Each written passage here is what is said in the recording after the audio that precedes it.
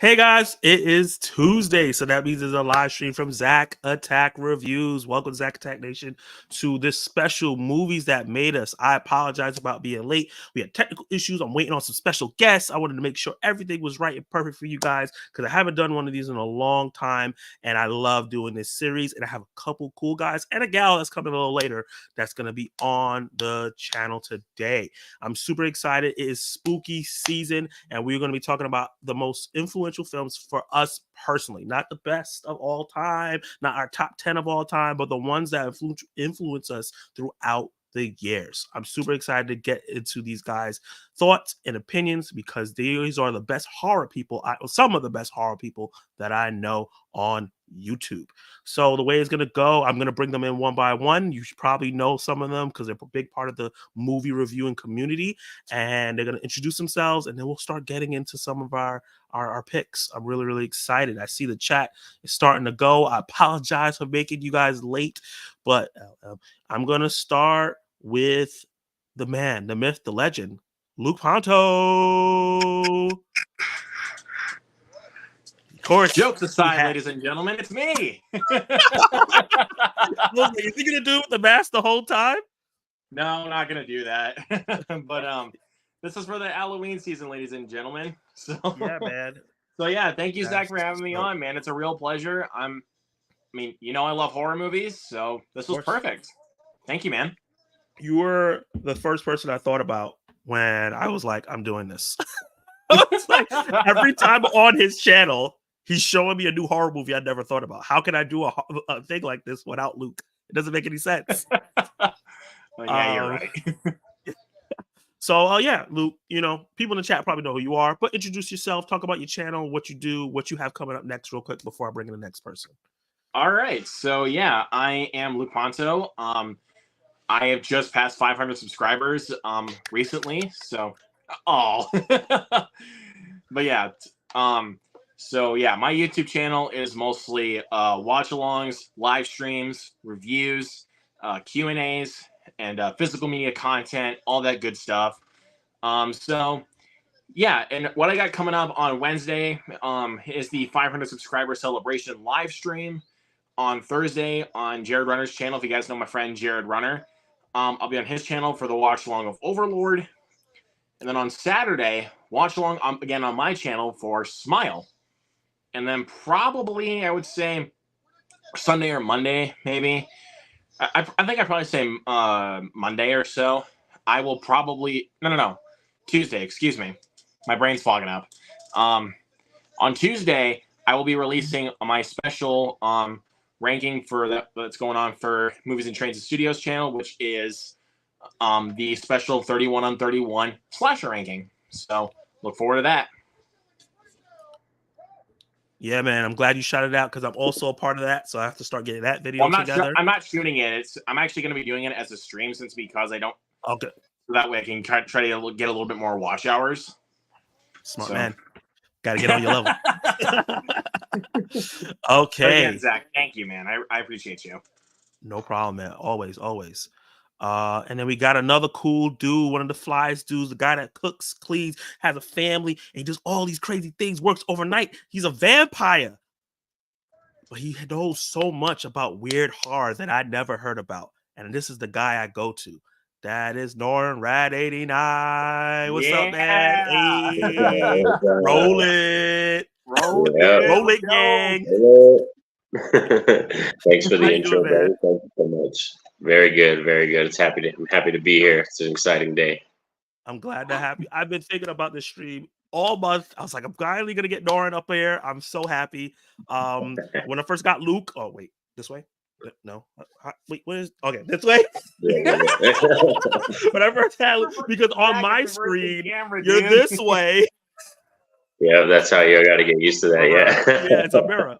Yeah. So when I was like, oh, I got Luke, yeah, and then we worked together a couple times, but this is the first time I'm getting here, so I'm super excited. I'm gonna solo you out, talk about your channel, shout it out, and let's talk about that series you got going on. Cool beans. Well, NornRad89, that's my channel, and I typically review and rank horror movies, but I also talk about other stuff too when I see movies like Flash or Barbie, for instance. But also do my share of physical media, talk about physical media content as well. And currently, right now, I'm doing my Scooby Doo review series, so I'm tackling all the TV shows, reviewing all of them. I got one more left, which is Velma. And then after that, I will be ranking all the TV shows. And then I actually got another video planned as well, which is going to be my like Halloween plans, what I'm going to do that day, what my watch list is going to be, and like pumpkin carving and all that kind of stuff. So my plans basically, so those are my videos that I have in the pipeline for the future. All right. Nice, man. I'm super excited to hear your thoughts about Velma. That has been probably the most controversial show of the year. Not even just most controversial, most hated show of the year. Yeah, but they got a season 2, so you guys hate watched it enough. Yeah, they got a season 2. But did really even ask for it though? Hell to the no. I tapped out out of 4 episodes. That's why I'm excited to hear what Norrin has to say. He can tell me what it's like. Because I can't do it anymore. But yeah, man, the next one up. He already knows. I call him this every single time. Hopefully he's there. He might not be on screen right now. His mic, his mic is unmuted. This is Perp Minded, the hardest working man on YouTube. This man watches every single movie in existence and drops a review. But he doesn't only just do movies, he does TV shows too. And then he does music. How do he have the time? Why he has a job? Why he has a life? I don't know. But it's worth it. This man is amazing. And why is it not letting me bring him on? Oh, there we go. Hey, Perp Minded. What's up? And to answer that, it's just prep time. Just prep time, like Batman. Anything is possible with prep time. I love to see it. I love to hear it. How you doing, Perp? I am just peachy. Where's your logo at? What happened to it? Oh, you can't see it? No, it's just showing like you're a missing person. It's just showing a blank profile. There we go. Let's solo lay out this guy and talk about your channel and talk about what you got coming up, my guy. All right, I'm gonna try to keep this short because, like Zach says, I talk about a lot of things. But Thursday, I'm gonna be working on my Pluto review for the Netflix Astro Boy kind of retelling kind of thing that they're doing on Thursday.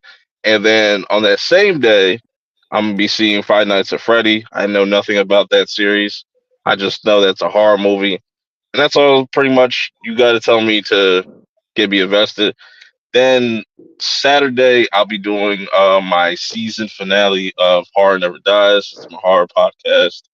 And then next month, we got like the very final Attack on Titan live discussion. That's going to be sad because I'm just kind of like having that realization that Attack on Titan is ending next weekend, and it's really sad. And then to end off the year, we do I do a Perp Show Awards. It's an award show. It's going to be my 5th time doing it.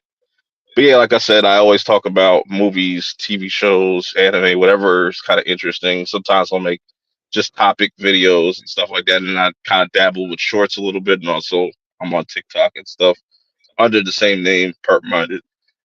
Without just being long-winded, that's pretty much the gist. You know what I'm saying? So. Got you, man. I you just reminded me about Attack on Titan ending, and I'm now sad too. I am now depressed. And I need to be on that discussion because I'm super excited to yap about this ending of this series. And I'm glad I stalled for time because one of the leading ladies of YouTube is here, popping the popcorn. Katie, one of the biggest supporters of every single person on YouTube. I don't know how she does it, but she brings quality content while supporting everyone in the community. She won Horror YouTuber of the Month last month. She's amazing. She's fun. She's charismatic, and she is here. Hey, you doing? Hey, how you doing? The whole gang is here. Good. How you doing? So like everyone else, I'm gonna solo lay you out. Just talk about your channel, what you have coming up. So I'm popping the popcorn. I'm Katie, or K-pop. That's what most people call me.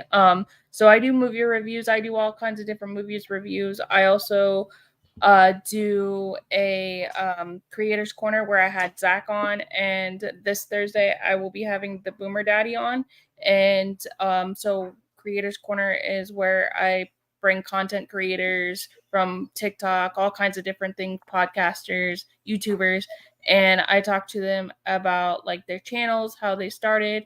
And this Thursday at 8:30 p.m., I'll be having that Boomer Daddy Patrick on, and he is a brand marketer and owns his own business. So he does a lot of branding with influencers, and that's what I do on my channel. I review everything. That is amazing. As Awesome. always, making moves, popping the popcorn. K-pop, Katie, I'm glad you made it. I know you were rushing here for work. Yeah, I but just you made literally it. just got in the door. But you just made it right on time. Perfect. Let's run through some of these comments real quick, and then we're gonna get into the list. Let's see what people are saying. Norin, before he got into the chat, gonna be a fun one. Kal-El, of course, saying I'm late. Yes, I was late. I'm usually on time. Leave me alone. It was my fault. No, don't worry. It was we were all having technical difficulties. Well, I Dave wasn't showed having technical difficulties. I had to go for like 10 minutes because that just dealt my dad, and I was just like, "Oh, really?" it's life, man. Zach be late to his own street. Yeah, it be happening. And I'm telling everybody, we're gonna let me live in 10 minutes. Relax. Let's see. Let's see. What's up? Hey, Ted Kramer, what's up? Thank you for joining the live stream. Hell, I'm definitely making my own horror short film. Wow, that's dope to hear. Awesome. What's I up, Joseph? want to definitely check it out. What's up, Joe? How are you doing tonight? I'm doing great. How's everyone doing? Good. Good. Very good. Good. Excellent. Everybody's talking to themselves. Joseph can't wait for this. That's exciting. People saying hi to Luke. People saying hi to Luke. Derby said, "Yo, what's up, Derby? What's up, Derby? So glad to see friends. Aw, I appreciate that. People saying hi to Norin. Everybody's just saying hi and be happy with each other. That's so nice. Yes, I feel loved now. Oh, and I followed all of you guys. Just to let y'all know, I followed all you guys. So I'll be checking out your content. Everybody that's on the panel, I followed you guys earlier today. I appreciate that. Awesome. Thank you. Build this community. Build this community. She's awesome. So you definitely need to follow her. Let's see. Oh, this is a good question. Real quick, have you guys seen Killers of the Flower Moon yet? No. Yep. I have not. I know, Saw it Perp, on you have your Sunday. review out. So yeah, already. I haven't got to watch it because I didn't want to get influenced by your powerful opinions. Yeah, I've seen that. I got mine out already. Yeah, I was editing mine right before doing this. So after we're done the stream, I'm going to finish it and it'll be out tomorrow. I had to ruminate on this one. It's a 3.5 hour film. I couldn't just drop my review out really fast because it just it took me too long.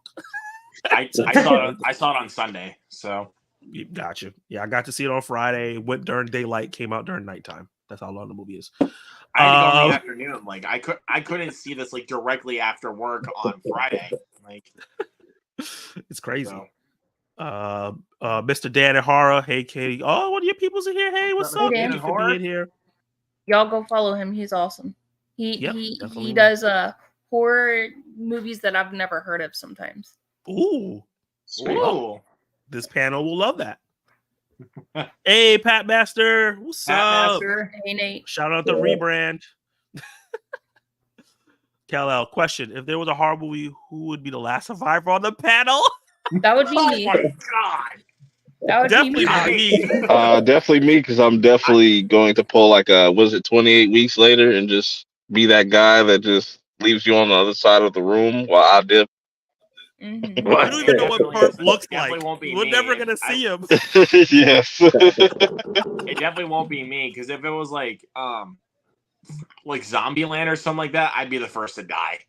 I would be the first to die too. If it's slow zombies, I got this. If Well, it's not even fast that. zombies, Like I'm those are laying on the fast. floor. Like, those are fast zombies in Zombieland. Like, Mm-hmm. Oh, that's true. because Yeah. even like you remember the rule Zombieland number in one- the beginning, the what's rule fat number guy one in was running Zombieland? and they're running after him? Cardio. Cardio. And Yeah. then Technically- it's like the first ones to go were the fatties, and then I would be the first one to go. So, That's me. And asthma. Technically, I would be the last survivor because I'd be the killer because nobody knew who I am. So, Oh Jesus Christ! Christ. spoiler. Okay. What's your favorite Michael Myers Halloween movie? The original. The original. One of those. Yeah. One of there. It's on the list. So let's not. We'll get back to you. I'm gonna start it. We'll get back to you. Zach the man, get him to 1,000 and on. I appreciate that, Kello. I appreciate that. I can't wait till our stuff comes out. We did the collab a couple months ago, and we need to put it out. Yep. That would be awesome. Okay. And we're gonna do something else. I need to get him up here. Has anyone seen Saw X yet? Hey, Dante, No, I what's have not. up? I did. What was your thoughts? I saw X twice. Oh, well, Loved it. there you go, Game Feed. He's telling you that it's good enough to see twice. Well, even also like, the next weekend, like it was the next weekend after I saw Extra Shit Bullshitter.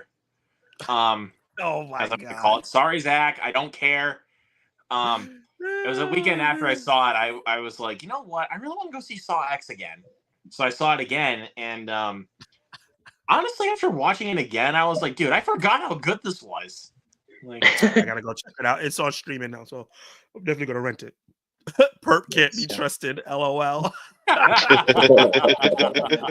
That is hilarious. Among Us, yes. Oh, he saw it. He saw it day one. Nice. I Yeah, saw it. I one had time's to enough for me. I had to wait until like the Wednesday after though, because of personal reasons. But Gotcha. But, So, if you guys are familiar with my channel, the movies that made us is usually where I go through people's whole life story with movies. Oh, Kate, we lost Katie. She'll be back probably. And we break it all down. But this is a Halloween edition. It's October, spooky season. We're going to be talking about the horror movies that influence us the most, that's kind of led us to other horror films and you know, why we like horror. So I have a list here. Like I explained before, we're going to have all the movies that you guys have. Oh god, that was the black phone. Boo! No, I'm joking. I can't. Screw you then. All the movies that everyone had on the list are the same. We're going to talk about the end, so we can kind of gush over it. And then the movies that is specifically for you, we're going to go back and forth on. So the first movie is The Devil Rejects. Who had that up there? Lauren, talk to us. Nice, Why do you love The Devil Rejects? How did it influence you? Try to show it off right here. This is the 3-pack, but yeah, Devil's Rejects for me is one of those films that I always tell people and challenge them, like if they think Rob Zombie writes bad dialogue, to watch Devil's Rejects, because I think it's easily his most complete film in terms of cinematography, dialogue, the score, and the music. The soundtrack is fantastic. Like Leonard Skinner, come on, like there's some really good songs on this movie right here, Devil's Rejects. And first of all, I like it too because the Firefly family is probably one of the most like funnest things that Rob Zombie's brought to us in terms of like, you know, cinema. And I love the fact that we got all that crew together and then he has them in the film and they just like, they're so charismatic and they're characters that you should hate. Like you should hate Captain Spaulding and Otis and Baby, but they're just so likable because they're so crazy. They're so out there. And the movie's just, like I said, one of those films that after I watched it, I was like, damn, this is like, I think his perfect film. And I do like a lot of his movies. What did you do? I don't know. I don't know why it was just me. Oh, wait. Oh, okay, we're all here. Okay, continue, Doran. What happened was I hit the side of my laptop and I shut it down by accident. Oh, That's why I disappeared. That was funny. that's right. But yeah, continue, Doran. Because your screen was loading for a second, and I was like, "Where'd she go?" But yeah, I love Devil's Rejects so much. Like I like Rob Zombie. I'm always a champion of his films. Like he's fun in concert, and every time you go to his concerts, he's always showing the trailers for his next movie and stuff like that. So it's so fun. But I remember going to see him in concert and seeing the trailer for Devil's Rejects and them showing it off and him like hyping up the movie. And like I don't even think I was ready for it when I saw it in theaters. It was just really fantastic. And still to this day, I think that's his magnum opus. That's like the best film he's put out, I think, to date so far. I was just gonna ask you, do you feel like it? You know, it's not that old of a film. I think it's 2005. It came out around that time. I believe so. Yeah, I believe so. Yeah, 2005. Yep. And do you feel like it still holds up today's standards? It doesn't feel dated at all. You can watch it and don't feel like, oh well, that doesn't hold up as much. Oh no, I think it's fantastic. Like all the lines, the delivery, the atmosphere, it's all still there, and it has a very kind of road trip type feel, kind of like From Dusk Till Dawn, like the first beginning of From Dusk Till Mm. Dawn, when you have Quentin and George Clooney with the family, that kind of feel to it. That's what I get when I watch Devil's Rejects, and like it's just so good. And I really like said that's the one I think of when people are like, "Oh, Rob Zombie writes awful dialogue." I'm like, no, watch this movie. Like, watch this movie because some of the best horror lines I've ever heard come out of Otis's mouth in this movie. It's really freaking good. I gotta check it out. As you guys know, I'm the baby cinephile. There's thousands of movies, hundreds of millions of movies I haven't seen. That's one I've heard of. I've never checked out. Definitely gonna check it out eventually, especially since the way you hyped it up. The dialogue is a Yeah. big part of me with movies, and the fact that you said it's well written, I definitely want to check it out. It's one of his better ones. I have to agree. I do like Devil's Rejects as well. It's in Yeah. my top And- 3 of Rob Zombie. It's not my personal favorite, but I do really like it. Yep. Mhm. Nice. Okay. I think Perp is away, so we'll get back to his opinion later. Yeah, I'm here. I'm oh. just making sure I don't catch no background noises. Got you. How do you feel about Devil Rejects at all? I like it. It's definitely one of his better movies. Like, I don't like Lords of Salem. That's just a weird movie. But Devil's Rejects is really dope. House of a Thousand Corpses is also really solid too. Like Rob It Zombie, when he's in That's his my bag, favorite. he's in his That's bag. my So favorite. Yeah. Is House of a Thousand Corpses.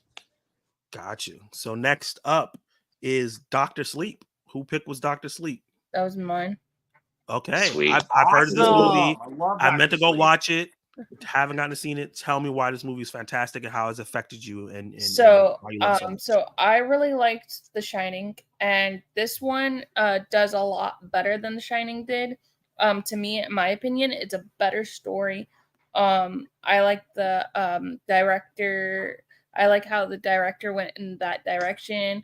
I also like what's his name? Can't think right now. This guy right here?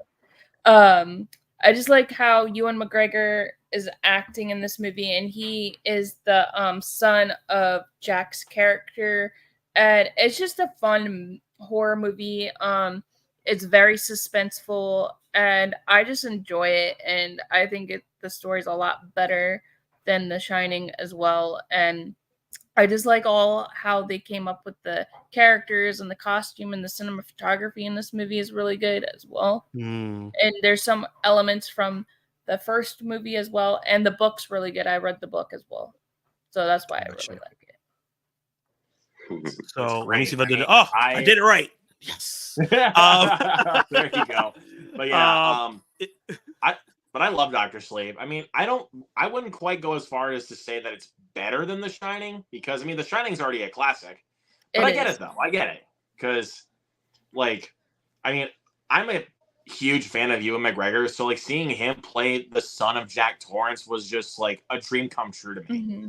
Like, but yeah, I get it though. But Dr. Sleep, awesome. And so this movie was really well received critically, for the most part, I believe, but financially it didn't do well. What do you think contributed to that? Oh, Anybody? Why do you guys think like fans didn't? Well, I think it's probably because Go. People weren't ready for it, or Mm-hmm. Mm, like for like that or the fact that it came out probably at the wrong time, because it came out like early November, like. Mhm. So that's kind of one reason why I think it came out a bit too late. gotcha. Yeah. Should So have came I think more it would into have I think it would October. have worked better is if they actually released it the weekend that Countdown was released. Which, by the way, that doesn't make any sense. Why would they release Countdown over the weekend of Halloween over Dr. Sleep? Because like I think Dr. Sleep would have done better financially if they actually released it during Halloween. Mm-hmm. I would say like the biggest reason is that I don't think a lot of people know that it is a sequel to The Shining, just based A off lot of people the don't. title. Yeah. I think the biggest thing too, and just the marketing plays a big part of it, because I think if people knew that if they called it like The Shining, what are those two dots? And then like, Doctor Sleep, then it'll probably, to get more attention. And also, you're making a sequel to a beloved movie. That's Mhm. also gonna kind of like turn people off, or they're like, oh, like, at that time everybody thinks everything's fucking woke and shit. So, Yep. that's Well, I mean, another thing. Top Gun Maverick's a sequel to a beloved film known as Top Gun, and that made a shit ton of money. So Yeah, but it also has Top Gun in the title of it too, so like that helped.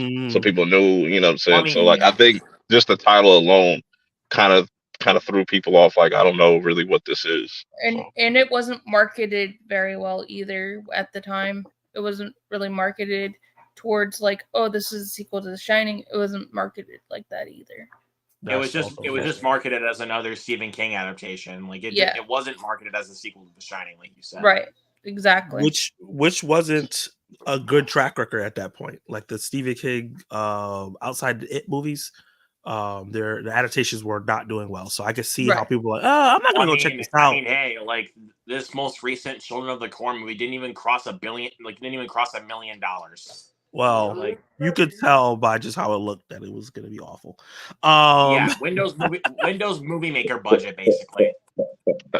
But that movie was made in 2020. That movie was made in 2020, and now it's being released. So That tells you everything. so you can tell that they held it off, and then they were just like, yeah, let's go ahead and release it.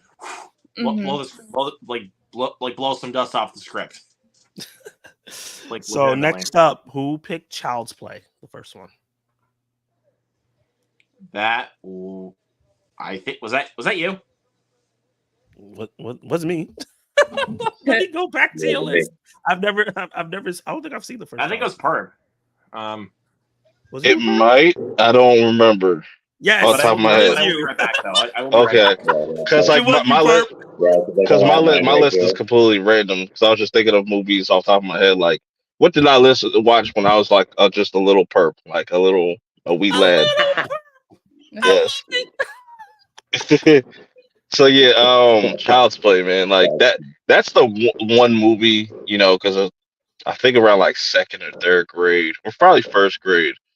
That's when I really started to get into horror and stuff. I just watched it on my own. I didn't have no like supervision or nothing like that, so I could just pretty much watch whatever, which says a lot about me now. But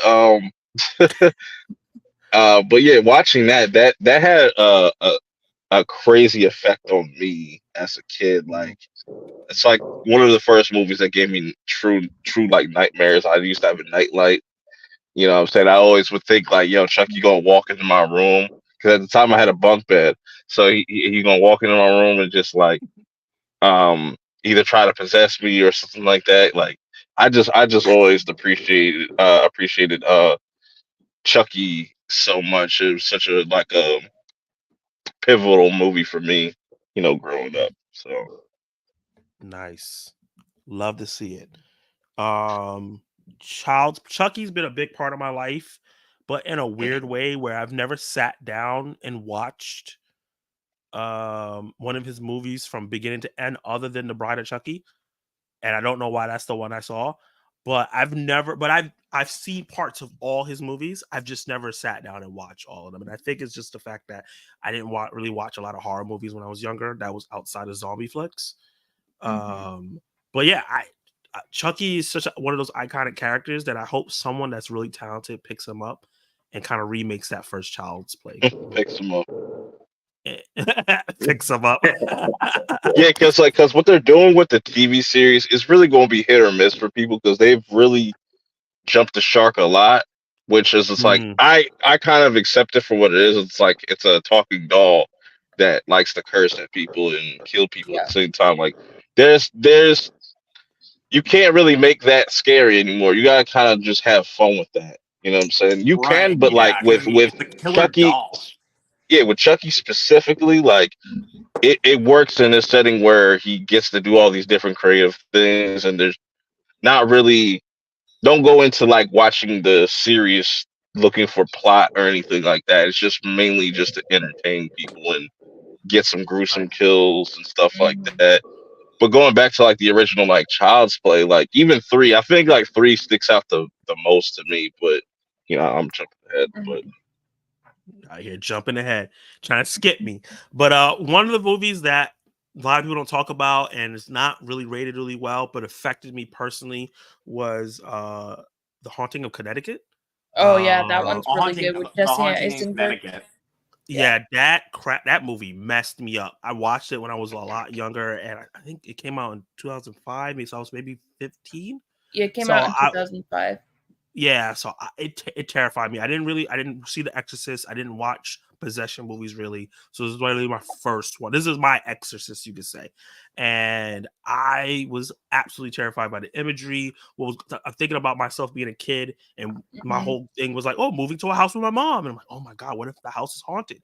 And then like personally affecting me because I've had like haunting things happen in the first place I grew up in, where I see some things and things have happened to me. And then after those things happened, I saw the movie and I was like, holy crap. It just like blew my mind.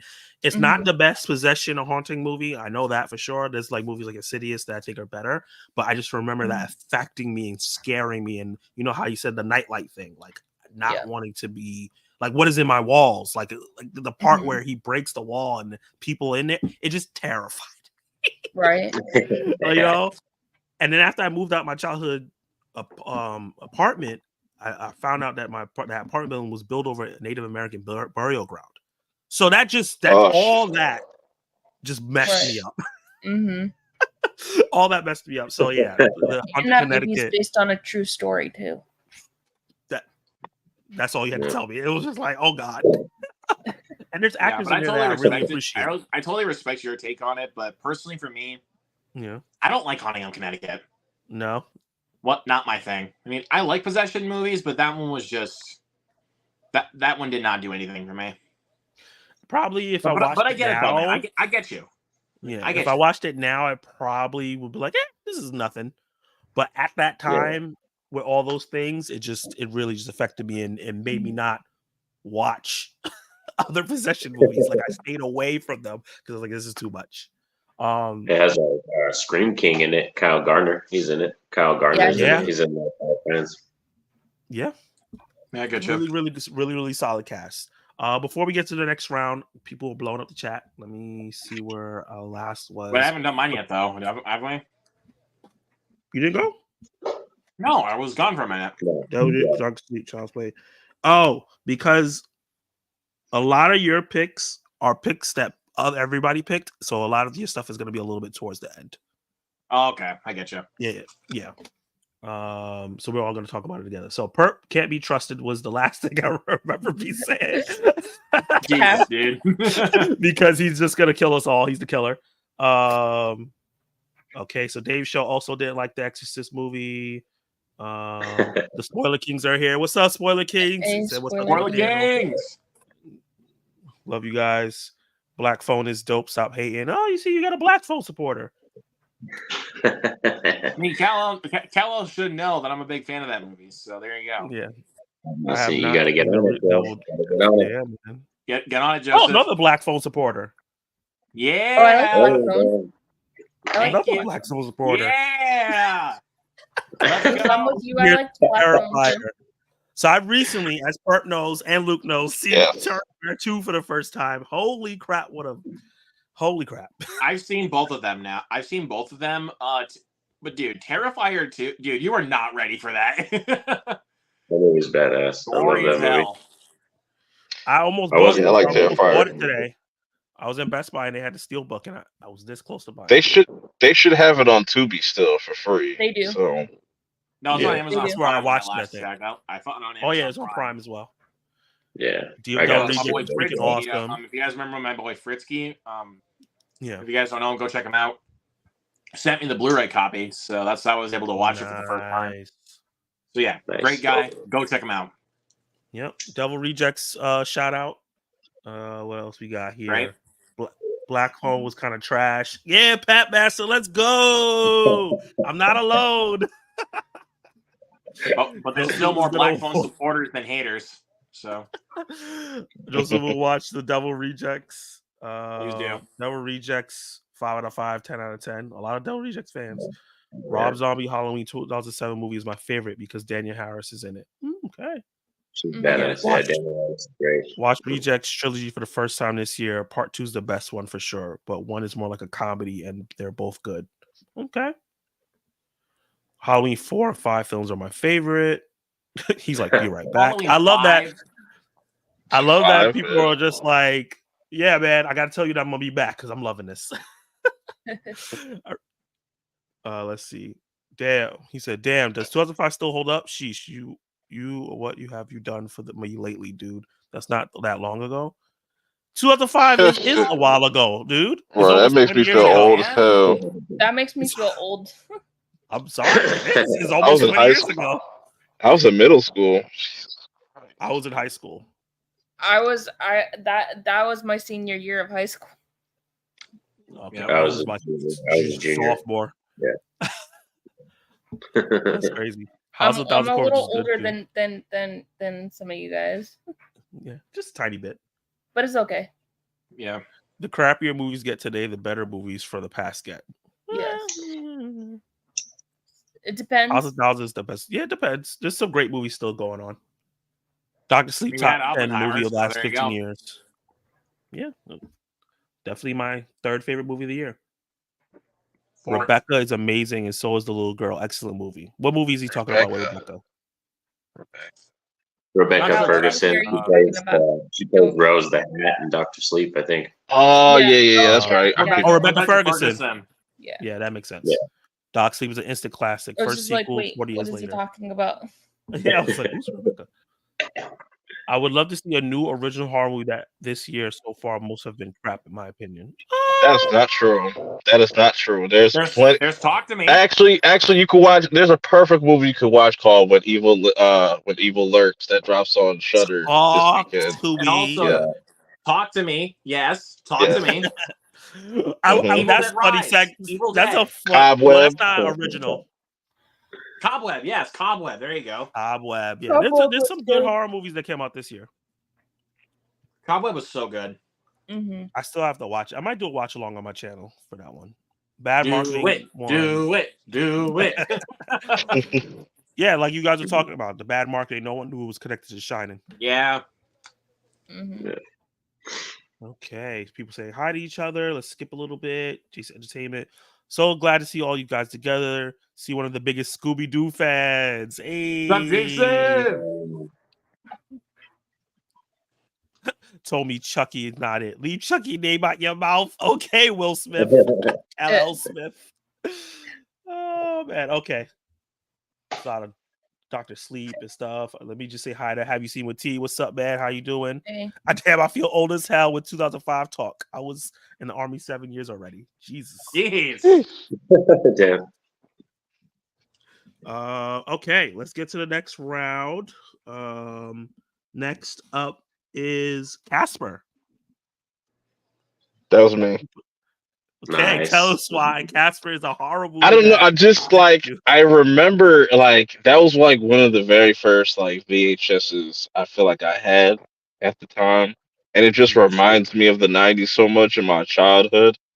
You know, I just remember certain like I vaguely like remember like the commercial for Casper and stuff like that, and just there's just like a lot of interesting scenes. I can't like think of it on top of my head, but I remember Casper. You know what I'm saying? It's just that was a dope movie at the time and whatnot. So that's why I put that up there. I think with Casper, the CGI might not hold up, but the movie holds up. Like I can watch that now, just know that the CGI is Like, probably yeah, not as a gonna be good. movie, it holds up for sure. It holds up so well. So yeah, that's a great pick. It is technically, I guess, kind of like a horror movie because it's about ghosts. Yeah. Even though it's a friendly one, but there's like evil ghosts too. So it's valid. It's valid. Yeah, Yeah, it was a true. kid. I was a kid. I just remember that VHS stuff. You know what I'm saying? It just specific scenes and you know his brothers and stuff like that. Like very fascinating movie. I want to rewatch that one of these days. But It was funny you talk about the VHS when I did my physical Your media collection? show collection. I showed the VHS for Casper because it's just a classic film. I love it. mhm. Oh, yeah. Good stuff. Up next is Jaws. That was So, me. another classic. Tell us why Jaws is so important to you. So Jaws is from my childhood. So me and my older brother, we used to watch horror movies together, and it was like one of the first horror movies that I ever watched with him. And I just like how suspenseful Jaws is, and how the shark. Like, I live in Florida, so us Florida people, we don't go into water too much because of that movie. And I just like how clever Steven Spielberg directed that movie, even though that he didn't get along with the lead actor in that movie that played Brody. He didn't get along with that actor, but it made it good. And I liked how they made the shark, the Jaws, a little bit more scary because they had technical difficulties with it, and so it made it even more scary. And when it would like the scene when they're like in the water, you just like see all this blood come out, and it's just a great movie. And so what about Jaws? Has Jaws influenced you in a way like it led you to maybe other creature features to watch? Yes, it Disney has. films? Yeah. I that's why I also have another one on this list because of Jaws, because I watched Jaws first and then I watched this one like later on. And so that's why it led me to creature features and stuff like that. Nice. Anyone else has anything to say about Jaws? It's a classic film. Anybody has anything to say about Jaws, even though it's not on your list? I like Does not Jaws. need to be a franchise. Yeah, that too. Doesn't need to be a franchise. I'm surprised they haven't rebooted it yet with like Sharknado going crazy and stuff like that. Like, but never say never. Never say never. We might get a Zack Snyder directed Jaws film, which I think that'd be pretty epic. Sign me up. It's gonna be a 3-hour movie. I mean, I was gonna I'm say, being just honest don't. though, Jaws 2 is watchable because I mean Mhm. Chief Brody's back, so I mean that makes it watchable. Jaws 3 is hilariously bad, Yeah, it is. but Jaws: The Revenge is painful to watch. Like the shark, but the funniest thing is that the shark roars like a lion, and sharks don't have fucking vocal cords. Right? Fuck I that, didn't even dude. know No. there was that many I was gonna say, just don't watch Cruel Jaws because that's like the 5th one. That movie's so stupid. Don't watch it. Why What did they need to They do just is milked the It's shit out of this actually franchise. like it's a Roman like shark movie that's like technically Jaws, but it's not Jaws. Don't watch it. It's stupid. Right. Speaking of crazy movies, Saw. I thought it was just funny to just have Saw. Who picked Saw? Probably him. Oh wait, You Perp? that's me. That was you. It has on it. I was like, Luke has to be I coming was up. like, who could that be? I had to add a little humor into that situation because I almost forgot that it was me. But yeah, I think Saw because Saw. I've only seen like whenever I first watched Saw, I was like, dude, this is creative. Like this movie impacted me in such. I mean, it's not a perfect film by any stretch of the imagination. Like it's still really, really great.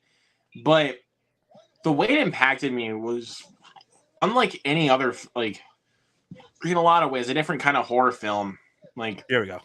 Like, I love the character of Jigsaw, aka John Kramer, played by Tobin Bell. And that Jigsaw puppet always got under my skin. Yes, John Kramer, you menacing son of a bitch. But with Saw X, it's like he finally got a chance to actually give us a reason to root for him. And it's been a long-lasting franchise, but the way that this story is told, especially being told through the detectives side of the story, it actually kind of gives us a reason why we should root for the detectives. But Saw X gave us a reason why we root for John Kramer. So the traps are creative, and also the way that people like to compare this movie to Home Alone is kind of funny to me. Like, Not heard of that. like I've heard those comparisons. Like it's basically Home Alone if it was in the horror realm, which I totally get. Like, but you guys got to remember that Jigsaw is way more demented than Kevin McAllister. Like, It depends on what on what Kevin. If you get the good son Kevin, you get the good son Kevin. Like I think he's a little bit more savage. It depends. Depends on the kid, how much sugar the kid got. He might be as demented. Well played. But yeah, Lee Winnell screenwriting, James Wan's directing. Yeah. Awesome. The big thing with Saw is like the twist. Yeah. And I didn't see it coming. Did anybody telegraph that for you? Like, did you know going first in one? that twist happened? Yeah, the first one. I never knew a Yeah, single no, I didn't see thing that going coming. into Saw. Like, all I knew was like somebody showed it off in like a horror collection video I saw back in the day, and I was like, Saw? What's this? I did not know a single thing about it, and then when I got to that twist blew my mind. Like, because I was just like, whoa, what? Yeah, Like, you actually me too. did that. So I just wish that Saw was just one movie. That's just me personally. I just think it would have a stronger effect than just leaving you on that cliffhanger and stuff. And then, to me, I always look at the Saw franchise now as like the Fast and Furious movies for horror. So, Yeah. I think the clip, if they just left it on a cliffhanger, a lot of people would be asking more questions by then. Like, they would be like, what are they going to do? Where is this going to go? So it makes sense why they decided to turn it into this big phenomenon of a franchise that went on for 10 movies. Like, yeah, people keep paying to see them, so they're gonna keep making them. And they don't really cost much to make anyway, so like most horror movies. But yeah, Saw was one of the first horror films that I watched that was super, super gory. It's really gory. Yes, I should warn people. Like, if you guys are like squeamish to gore, but if you guys are like extremely squeamish, don't watch the Saw movies because they can get really extreme with the gore, especially with Saw X. Saw X is pretty extreme with the gore. So I mean, but with other Saw films, this one's extreme. So, especially with can I talk about the reverse bear trap, the most infamous Saw trap? Yeah. Man. What Amanda has to do to get out of it, digging through her cellmate's stomach to find the key. Oof. What the hell? Just sick. Like, that shows you how sick and twisted that John Kramer was before. But like I said, in Saw 10, you actually root for him and you understand why he does this to people. But going from one sick and twisted movie to something a lot nicer, it's Halloween Town. Who the heck put Halloween Town? I picked Halloween too. Of course, it was perfect. Okay. And Casper and Halloween Town. Yeah, because it's like it was just one of those, because Disney was on fire with those, Halloween Town, Phantom of the Megaplex. Was it the Phantom of the Megaplex? Like certain just Halloween movies they were making at that time. I was just really highly invested with it, with Halloween Town, even though it kind of just went downhill afterwards. But yeah, it's like I always like, because some people like Hocus Pocus, that's they Disney movie and stuff. But like I like Halloween Town a little bit more. But that's the one thing I can always remember. Like Halloween Town was pretty dope. For a kid, like a kid's horror movie and stuff like that. Yeah, it was a safe horror film for all of us to watch when we were younger. That we were allowed to watch and didn't have to worry about nothing. Didn't have to worry about parents coming into the room and just being like, "Kid, what the hell are you watching?" Like, Right? Because I could not imagine, because I remember back. Quick little story time. I'm just gonna make this really brief. It was back when I was 10 years old watching. I think it was like Friday the 13th. My parents were like, "What are you watching?" So don't be watching one of my picks. I have a story like that, so we'll go get into okay. it. But movie That's why I kept that story really brief. So yeah, not as nice and not as sweet. The Stuff. Who picked The Stuff? That'd be me. Oh, okay. The Stuff. Oh yeah. So Larry Cohen's The Stuff right here. Mm-hmm. This right here is a straight up B movie horror film, but it's absolutely a film that knows what it is, and that's why I love it. It's a complete black comedy, satire comedy movie that talks about consumerism and capitalism, and it just has fun with it. It really does. It's about this kind of marshmallowy stuff that oozes out of the earth, and they just happen to decide to package it up and sell it to people, and kind of speaks on like, do we really know like what we buy in the store? Like, what are the ingredients in that stuff that like the Ben and Jerry's? Like, what do they put in Ben and Jerry's? You know what I mean, kind of thing. It makes you Mhm. really think Right. about it. And then like, oh, the acting in here is campy and silly. It's just some of the worst acting you've ever seen, but it's just great because the actors have fun with it. They know what kind of movie they're in, so they just go balls to the wall with it.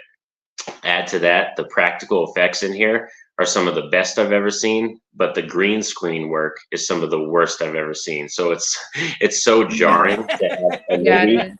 that has some of the greatest practical effects that are like almost like John Carpenter's The Thing level, but then the green screen is just laughably bad. So the stuff is one that I highly recommend if you're into like silly B movie horror films that just have fun with their concept. The stuff is going to be right up your alley. It's very Yeah, underrated. it's really fun, but at the same time, there's moments in for me in the stuff like there's some moments where the film just forgets what it's doing. Like it just tries to be multiple things in certain Yeah. points. For the most part, it embraces what it is because it's a glorified B movie. Like Yeah. so, but yeah, good pick though, man. I salute you for that one. Yeah. Thanks, Joe. So, in what part of your like watching horror movies did you watch this stuff? Were you a young lad? Were you the age now? Was it more recent? Oh, when I watched this, the first time I saw this film, I was probably like 12. I want to say I was in middle school, like 11 or 12 years old when I saw this. And it was at that time where, like, you know, you and your friends would just go to like Video Update or Hollywood Video, and it was just rent movies, just rent movies. And this was one based off like the cover. Like this is the redone cover work art, so this isn't the original, but they have a original cover That's art. the original poster that Zach had up a little bit. Like Yeah, that original poster one. That was the one that I saw like at the video Yeah, store. there you and we go. went to it. hmm Nice. So this is one of your formative years when watching movies. That's so dope. Did you catch? Like, you talked about the consumerism and where things come from. Did you catch that stuff when you were watching it, or more it was just like, oh, this is gross, and then you like realize that stuff later? That's something that I realized more later that I like as you rewatch it, you just fall in love more and more with it because you discover more things like about the comments or the dialogues or thing they say about the government. And like it's just those kind of things you pick up later. But as a young lad, I was just more, you know, enamored with how it looked and how wild it went with the concept. Nice. That's so dope. I love movies that you can watch and enjoy as a kid, but then when you watch it when you get older, you're like, whoa, there's stuff in there. like That's Right. And it's deep. also Yeah. on Tubi, so you can watch it on Tubi. Go Yeah, check it out. definitely. I had to call for the drum sound because of the pun. There's stuff in there. Got you, Zach. So for my pick for this last round is Train to Busan. I'm I a love that movie. Great huge one, zombie dude. fan. Love it. Mhm. Great Love pick. this movie, and why it affects me so much, even though it's more recent, is the fact that I've watched tons of zombie movies, but a lot of the zombie movies I watch are like not great, but because I love zombie movies, I just like them anyway. But this one was so well made, and it's the first foreign horror film I've ever saw. So it opened up my gates to go watch some of these Korean horror films, French horror films. Like, oh, America is actually not the greatest at making horror films. It's these other countries that do not care about Like Korea is like really good at a lot of those. They don't care about kids. They don't care about old people. They don't care about if you're a woman. Everyone's on the table. There's They certain say F things you. you They watch. say F your feelings. They say F Yeah, your For feelings. example, Yeah. like the movie I Saw the Devil, which came out Amazing film. dude. That movie, like Extreme. that movie goes places. Like I it does. literally saw that film because of this. Any punches at all, man. I watched this and I was like, oh, I saw the devil. This looks interesting. And I watched it. I was like, holy crap. Like it goes all out, dude. It's balls It- to the it walls, goes all- crazy. Yeah. And it's just what a great horror film is like if you take the horror out of it, is there still a great story in there? And there's still a great story about similar things as the stuff, consumerism, overworking, what are you doing yourself and not paying attention to your family, the relationship between the daughter and the father and the workers, and how people who are rich treat people who are they see as less than. All that stuff is in there, and all the tropes of all the zombie stuff is in there, but they turn it on the head just enough that it doesn't feel tropey. So yeah, I love this movie so much. It's one of my favorite movies of all time. And, Ending is sad. So the ending Yeah, is that super ending. duper Oh sad. my god, that ending haunted me. But it only made sense. The situation Yeah. they're in, if they had a happy ending, it was just like, okay. Yeah, it would just be But- like, all right, whatever. Yeah, Train to Busan, man. Let me see what people are saying. Jesus, chat is blowing up. I love you guys. What was the last See thing? what we got. Casper is horror, just like Adam's Family. Kid horror. It opens the door for horror. Yep. Yeah. That's The Gate's That's another a one of good- those movies that you can introduce kids to horror with. Oh yeah. um, Gate. The Gate. That's a good one. hey Lady J, I thank mean, you for it's joining the dated for stream. sure, but I mean, it's fun. She said Halloween's still my favorite horror movie. Nice. Nice. Mhm. Casper, 5 out of 5, 10 out of 10. Jesus Christ. That's a lot Anytime I of think of people's Casper, I introduction to think of Golden Frighteners. Child. What you said? Frighteners is really good too. I watched Yeah, that for the the one first time Michael J. last Fox year. where you can talk to ghosts. Mm-hmm. Good I movie. still have seen some of the new ones, but I'm Yeah, afraid he's that I'll be great. And like, disappointed. that's a big one.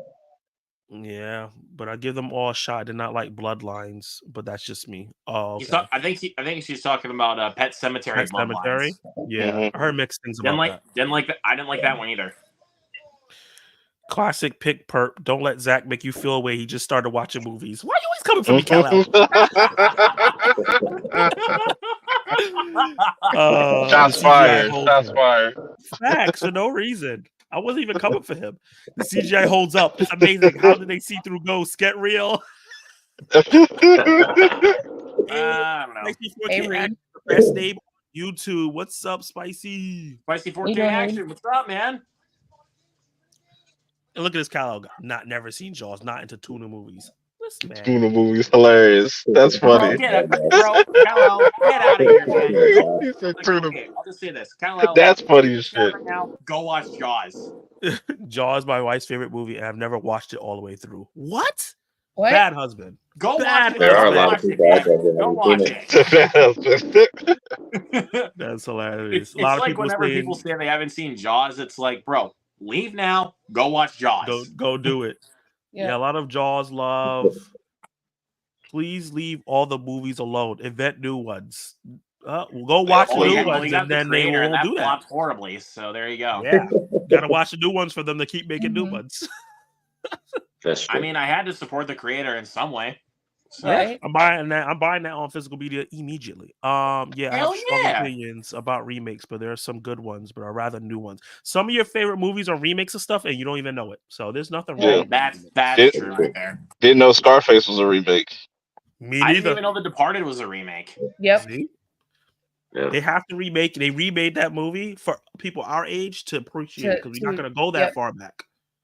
Yeah, Yeah, it sometimes. was also you the gotta- same with the True Grit, the one with Jeff Bridges. I didn't even know that was a remake. Yep. Remake. I thought that was It the is. original version. A lot of these movies were made in like the 70s, 60s, 80s, Mhm. and so now they're just remaking them for the millennials and the other Yeah. Yeah. after the millennials. I forget Gen what Z. they're Michael 101591. to enjoy them. And I love Well, Hocus Mike- Pocus too. Yeah, I love Focus Focus.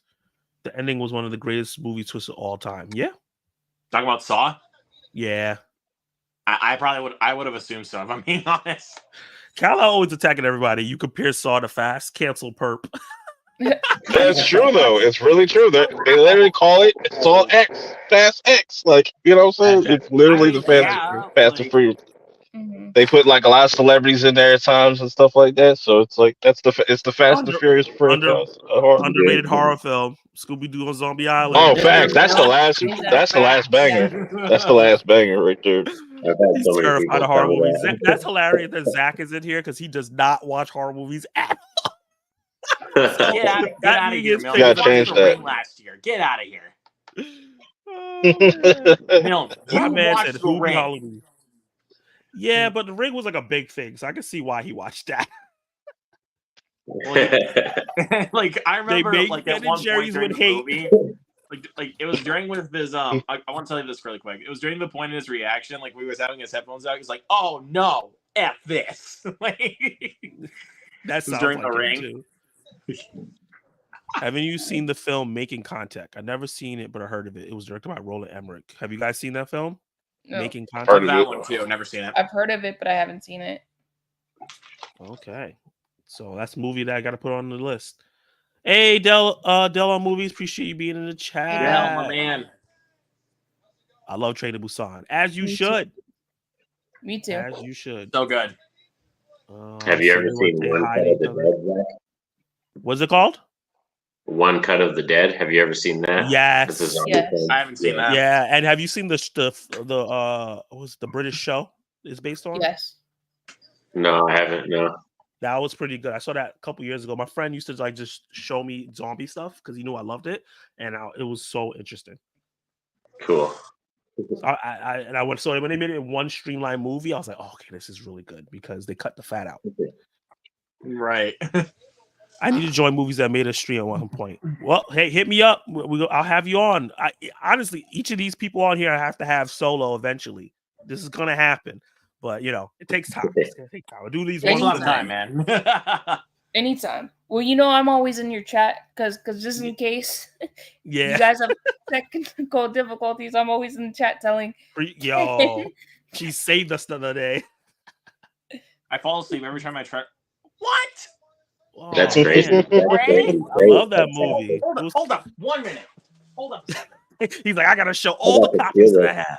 I got the steelbook Yeah. of that. One. Steelbook. I missed the steelbook, but I got the 4K. This Yeah, I picked up movie's the steelbook awesome. at Best Buy. Appreciate that, Pat Master. Like he said, hit that like button. Pat Master, that's you speaking facts. And give Ooh, these, I heard it. and I was gonna say, give these good fellas on the panel a follow too if you have not Yeah. followed it. Yes. Thank you so Thank you. much. Have you seen it with you, man? Prey is awesome. Yeah, Prey is good. I enjoyed that one. Good stuff. So up next, right after Train to Busan, was Tremors. That was me. Tremors. Yes, let's talk about Ooh. Tremors. Yes. Yeah. Tremors, you got Kevin Bacon there and stuff like that. To me, I like that more than Jaws at the time. You know what I'm saying? Like, I just felt that like you have these sand creatures that like you can't make sound and all this stuff. It was just very ridiculous and over the top. I loved it though. I loved it. It just like when I think of Tremors, I think of like sci-fi movies, like the channel sci-fi and stuff. Like I would always watch that like anytime it would pop up on the channel and stuff like that. And yeah, I just remember always watching Tremors. I actually have one thing I want to say about Tremors. It has my favorite use of the F word in it. Fuck you. That was classic. Yeah. That's my favorite use of the F word ever. And I watched that film like on loop back in 2016, if I remember right. I was watching that film on loop. Like I loved Tremors. Mhm. I like a couple of the sequels. I do like 2, and I do like 3. I actually like the 5th one, if I'm being honest. I haven't seen 6 or 7. But Yeah, I 4, stopped after the though, second. the 4th one sucks. The 4th one's terrible. Like, Hey, A very if 5 entertaining movie, movies though. and only one is bad. That's not that bad. No, the whole series except for 4 is actually pretty good. That's good. Norton, Okay, is that something that- you've seen or that watched? actually got me interested Tremors? in checking out 6 and 7. So Have you seen Tremors, Norton? Yeah, I've seen all of them. Yeah, I own the attack pack that has like I think the first 5 in it, but I've seen 6 and 7 as well. But rest in peace to Fred Ward, by the way. I love Fred Ward. He's in the first Mm. film and Oh, the second. man. Yeah, he is in the first film. And the first I film's love Fred out of Ward. the series is very underrated. Yeah, Which one? and I think if I remember correctly, it's the highest grossing horror franchise in terms of video rentals and like purchasing is. through video. Yeah, because of how many right. people just. Katie, which one did you say was underrated in the franchise? Oh, the first one. Got it. Okay. That's But, an interesting stat. I didn't know that about Tremors. The highest selling rental horror franchise. That's kind of dope. Mhm. Yeah. That's probably why they don't release them in theaters anymore. They're just like, we know people are going to rent these bad boys. Make sure you put Mhm. Tremors Yeah. right there, big. Yeah, it's just a like kind of like Puppet Master, that straight to video horror type Mhm. film, and they knew what kind of audience Right. they had. Mhm. Yeah, I gotta check it out. I gotta at least check out the first one. I've heard about it. I just never It's watched on it. it's on Tubi. That's another movie that's on The Tubi. Tubi got all the classics. I see. They got a lot of good. They got a lot of good stuff. Yeah. They have a lot of hidden gems on there. Yeah. I mean, So, speaking of a hidden gem, but it might not be that hidden because I love this movie and I'm glad someone put it on the list. The Thing. That was me. Yes. Which talk about my- version? Oh John yeah. Carpenter. The John Carpenter's version. it's obviously Okay. John Carpenter. What other one would it be? No, there's original. There's the original one that John Carpenter based his movie off of from. I think it The was Thing from Another World, I think it was, wasn't it? Yeah. The 40s, It came right? out The in like 40s? the 60s, I think. The 60s? But Oh. But I like This I like the thing because Kurt Russell's in it. And actually I really like this movie because originally this movie was going to have a girl as the main character, but she couldn't do it because she got pregnant. So they went with Kurt Russell, and I think he did an amazing job. This was like I think one of his first horror movies because before that he was in a lot of Disney movies when he was like younger and stuff like that. If you go back to Disney Plus, you'll see them.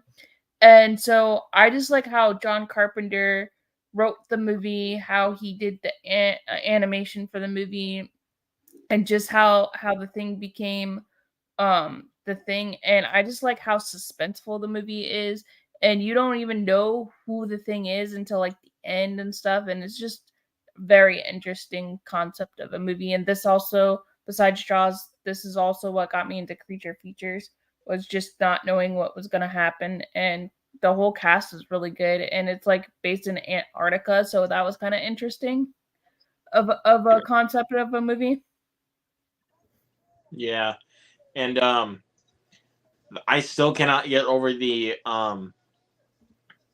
stomach mouth scene. I can't get over Yeah. that. That scene freaks me out. That's so cool. It has Same. great practical effect. The stomach opens up like a mouth and eats a guy's arm off. Fuck no. Yeah. I like Yeah, the scene with practical dog. effects are A1, like But A1 that's throughout what the makes whole. that scene so good is because of the practical effects that they used. Yeah. It makes it feel real. Mm-hmm. Exactly. What you were saying, Norin, though? Oh, I was saying my favorite's probably the scene with the dogs. Like that whole sequence with the dogs and everything is really terrible. Yeah. and everything. Mm-hmm. Yeah. It also it's kind of old reminded school me way. of Star Wars too, being them in the snow and stuff too. Gotcha. Yeah. There you go. It's an old school way of making movies that not showing the monster and not telling us what's going Right. on in a way. You're kind of just Mhm. trying to figure it out as the main characters figure it out. They've kind of gone Yeah. away from that a little bit in horror movies. They feel like they have to tell everyone everything right away. Yeah, that's Um, what I liked or about just this show movie. basically like halfway through, just repeat the whole, like just repeat what happened like before, and it's like, okay, we get it. Yeah. Yeah. So great pick. One of those movies that's probably in my top 50 of all time. I Mine watched too. it 2 times, and that was all I could do when I was younger. I need to go back and watch it again when I was recent because, like you said, the hand scene is just the design of the monster is just so gross. It's so Mhm. terrifying. So and gross. It's so gross. And I felt like this was a perfect back to back. The Fly. Ew. Luke. Oh wait, wrong talk one. to me. I There we do go. not like that movie. The Fly was actually the film that actually introduced me to one of my favorite horror filmmakers, David Cronenberg. And when I watched this film, and again, keeping on the topic of practical effects, the practical effects that they used, especially when Jeff Goldblum was starting to decompose, is mind blowing. Like, I mean, even if you've seen that stuff in The Thing, it's like, bro, the practical effects with The Fly are unmatched.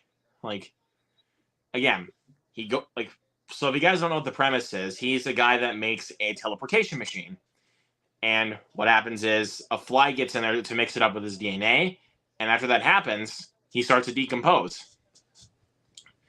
And it's not only just some people may not consider it to be a scary movie, but there's creepy stuff in it, and it's also a heartbreaking movie. Like, Yeah, it's like a tragedy. heartbreaking. Yeah, it Like, is. if you think of a movie where it's like your heart, where it's like if people are going to ask you, what's a movie that will make your heart break? That's the one. That's the one I will go to the most. Is The Fly. So, and also for the effects, because it's an '80s movie, they hold up. Like, a lot of these old school movies that use practical effects will hold up to today because they use exactly. practical I mean, effects. When you watch like heavy VFX CGI movies from back in the day, when you look at them now, it's like watching PS2 graphics. You're like, exactly, and especially when and 3 years before this, David Cronenberg did my favorite film of his, Videodrome, and the practical effects that they use with that film are spectacular.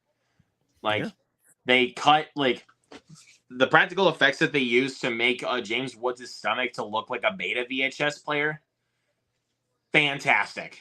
Like you haven't seen anything like that before. Like, it's amazing. And we don't get it. We don't really get it that much at all now. And I'm pretty sure it influenced a lot of movies back then to do that. I mean, with Evil Dead though, we still get practical effects with the Evil Dead stuff. So yeah, but we get those like every 10 years. Yeah, but the practical effects with Evil Dead Rise are fantastic. Oh yeah, I still cringe every time when they pull the scalp off in that movie. It's just like, not even that. The scene. I'm thinking of the scene. I'm trying to think of the one scene when Bridget's eating glass. Jesus. Oh yeah. The glass. Like, when she's eating glass. When she turns when she turns into the demon, the first thing that you see her do is eating glass. Yeah, it was rough. Perp, what you about to say? But I love it. So I say like in The Fly, another remake too. Like they had the version. If I'm not mistaken. The Fly, is it? Is The Fly a remake? The Fly is a remake, yes, because the original one came out, I think, in the late 50s and starred Vincent Price. So yeah, there's a Fly 1958 and a Fly 86. Yeah. Yeah, the one I talk about is the 86 version from David Cronenberg. Nice. Yeah. So yeah, Cronenberg's a weird one. Like a lot of his movies are hit or miss for me. Yeah, they're hit or miss for me too. Yeah, the Cronenberg. The Fly, I don't like it because I don't like body horror. So The Fly, I don't like any of those. I will not watch them. I'll tell you David Cronenberg movie I don't like, Crimes of the Future. Oh, yeah, that was weird. That was a weird one. That shit went like, not even that it's weird. Like as soon as Kristen Stewart said this line, "Surgery is the new sex," I was like, "You're fucking kidding me. Are you fucking serious?" Again, excuse my language, but that was just to the point where I was like, no. Well, look, I haven't seen the movie, but out of context, I get what they're going for with that because a lot of people are getting surgery and changing stuff about themselves. So I think that makes sense. But the next movie on the list, Day of the Dead. Who pick was that? Norrin. Yeah, let's go. Yeah, so this movie, for me, no offense, but it's this movie and then every other zombie movie. This is the perfect zombie movie to me. It's got this post-apocalyptic tone, this very nihilistic tone. It's a very dark, heavy film, and a lot of people, they love George A. Romero's Dawn of the Dead the best, but Day of the Dead is miles better than Dawn of the Dead. And this film has such a good score. The practical effects, like we've been talking about practical effects, I think out of all the films we've spoken about, probably besides John Carpenter's The Thing, Day of the Dead is my favorite in terms of practical effects. What Tom Savini did with this film, it's gross. It's fantastically gross in the best way possible. And I think even Tom Savini said that he thinks this is the best work he's ever done in a film is the stuff that he did with George A. Romero on Day of the Dead. Yeah, I also want to point this out about Day of the Dead. What's up, Luke? Okay, so I saw. You want to know how I first heard about Day of the Dead? How did you? was actually because of Watch Mojo. That was actually the first way I actually heard about Day of the Dead. It was we were talking about the Saudi satisfying Rankin villain deaths in movies. This one popped up, and it was Captain Henry Rhodes. It is the most I think it's the grossest zombie kill I've ever seen in my life. Like, because you want to know what happens? He gets his stomach don't ripped spoil open. it. Don't spoil it. Don't spoil it. I want to go see it. No spoilers. Dude, the movie's already been out for 40 years, so it's like I know. I should have It's a saw it great already. movie. it's already been out for 40 years. So it's like, so yeah, what happened? So basically, something about oh, go ahead. so Well, Perp, your mic sounds a little weird. trying to fix that. See if you can So fix it, yeah, like basically when that happens, like so basically the scene where it happens is at the very end of the movie. So it's like it happens, and I'm like, what the hell is this? This is nasty. So But Norin, also, the thing in I like terms about of the movie, yeah, also, Mhm. sorry that I keep going on, but it's just like Day of the Dead is so good. Yeah. But the thing that makes it unique than most zombie films, you're actually rooting for the zombies. Like you actually root for the zombies. Yeah, it kind of makes them very more sympathetic, almost empathetic type characters, especially with Bub, who's probably one of my favorite zombies, like in a zombie film. Sound good? Especially since the army guys are such assholes. Like, okay, Yeah. it's one of those. Okay, yeah. so you're rooting for the zombies to kill the people because they're not like Mostly the army guys, but the doctors, Yeah. like those are the people you can sympathize with. But the army guys, you want them to die. Gotcha. I do want to say one thing though about Day of the Dead, Night of the Living Dead, all that. Like we wouldn't like those are very important films because if it wasn't for those films, we wouldn't get The Walking Dead. Yeah, Period. That's right. Yeah, George A. Romero completely changed zombie genre forever because for a long time zombies was more like a voodoo type thing and like a slave control your mind type thing, and then eventually it became a flesh eating type thing. Yeah. Because of George A. Romero, and I think even though Night of the Living Dead is like a certified classic, he morely stapled that with Dawn of the Dead and Day of the Dead. Was when he kind of morely stabilized the genre of zombie films. Yeah, and now we get all types of zombie films. So Day of the Dead for you, Norin. What did it do for you in terms of your taste? Did it push you towards a different kind of zombie film? Do you hold zombie films to a different standard because you said it was this movie and then everything else? I think it's for me, whenever I go to zombie films, I know for a fact, like no matter zombie film, no matter what I see, it's never going to be better than Day of the Dead.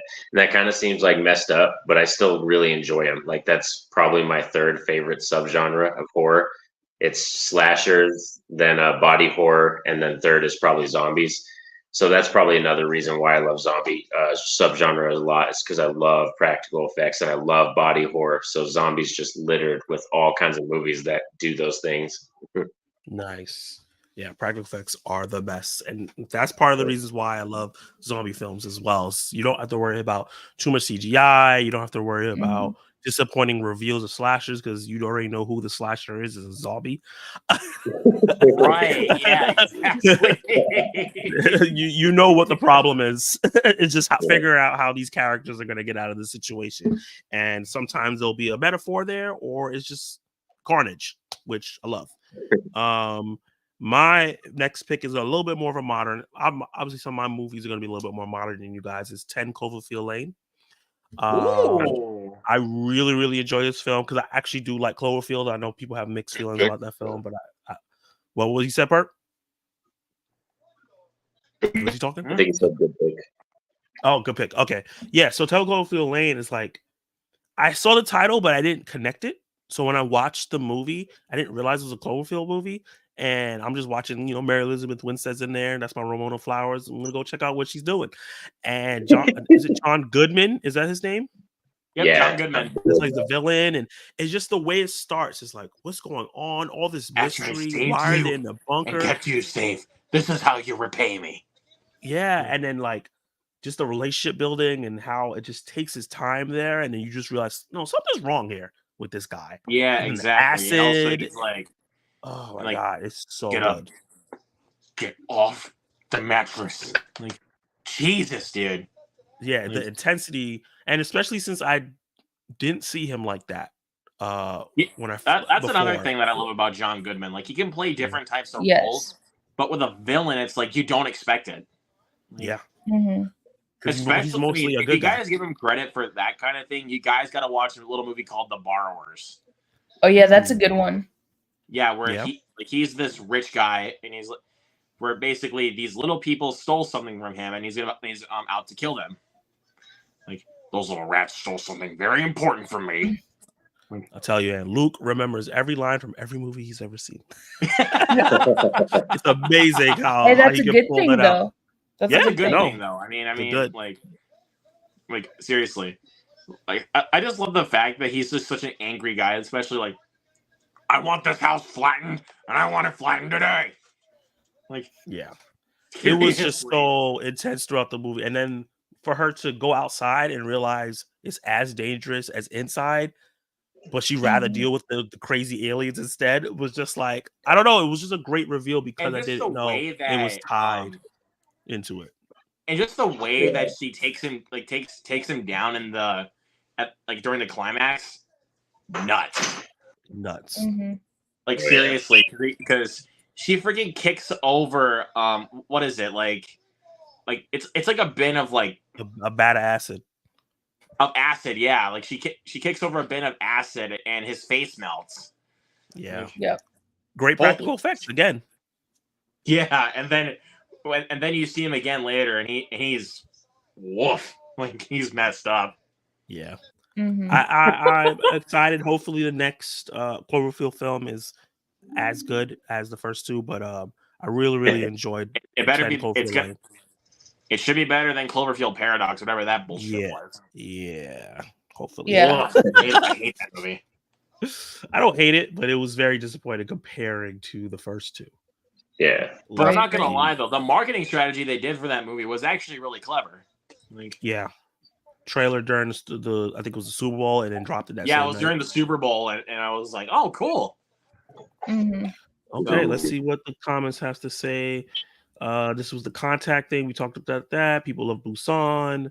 I just watched the new version of Haunted Mansion. Just okay for me, but I can see it as a gateway to horror for this Oh, generation. Yeah, youngin. I would agree with that. I mean, I like Haunted Mansion.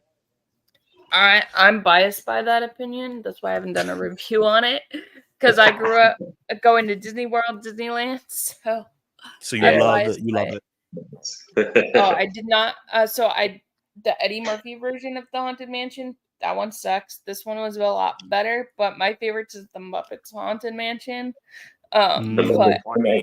But like I said, I I'm dug, very, the very new Haunted biased by Mansion. that because I grew up going to Disney World and Disneyland. So I dug Nice. this new version of Haunted Mansion, though. I mean, the subjects that they touched upon, especially like talking about grief, mhm. I thought was a really nice touch. Yeah, it So, was. Nice. I gotta go. Do check not it get out. me started on that new. it's on Disney Plus right now, Zach. So you should be fine. Which dude? I was struggling to get through this. You This is like the struggling first watching that time I movie? was like, I rarely ever like follow movies.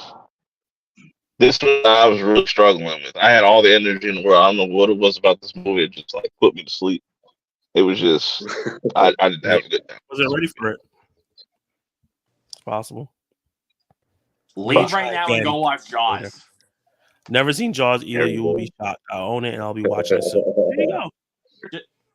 Just I go literally watch fall it. asleep every time. I need to join movies that made us stream at some point. These are fun to watch. I'm I glad think that Harry- we're making it fun to Harry watch. said that, so. Horror is not my favorite genre, but I still appreciate some films in it. Yeah. I think Fair everyone enough. likes some kind of horror film. Yeah, I agree Yeah, with in that. some ways, yeah. Mm-hmm. Poltergeist, I was just watching for the first time last week. Classic film. Who do you think will direct the film? Toby Hooper or Steven Spielberg? Who do you think will Spielberg. directed the film? I think think it Oh, was a wait, is combination there of like a thing about who directed that film? People Yeah. always Yeah, kind there's of have the that little argument, like Mhm. either it's who directed it, Toby Hooper or Spielberg. I think it's more like a Spielberg movie. I think say it's more of a myself. Spielberg movie too. Yeah, a lot of people say that and stuff, but for me, I can tell by when you see a lot of the special effects work and practical effects work, you can tell Toby was there. You can tell just by watching it, like with the But it's moving not stage. but it's not like scene when Texas the guy's Chainsaw face is Massacre where it's a melting. dark comedy. So that's kind of the Right. reason why I think it's Spielberg. So, Yeah. Or maybe it's a combination. They work together. It could be. So basically, the Hooper and Spielberg collaboration. How's that? Yeah. Tremors was not my thing. The creatures. Wait, the creatures made me sick as a kid. Must be a million of them. Graboids, I would recommend Tremors. A great classic. Yeah. Fun. Puppet Master, 5 out of 5. The Pat Master has been given things a lot of 5 out of 5 to 10 out of 10. Puppet Master? I No, like- that's a I like gross. the Puppet I Master watched movies. that. I watched that movie a few weeks ago. I did a watch party on my channel. Nope. I'm one and done. I'm not watching that. Nope. I'm not watching the other After- ones. I'll One tell you and this, done. though, Katie. After I watched Puppet Master versus Demonic Toys, I was just like, nope, done.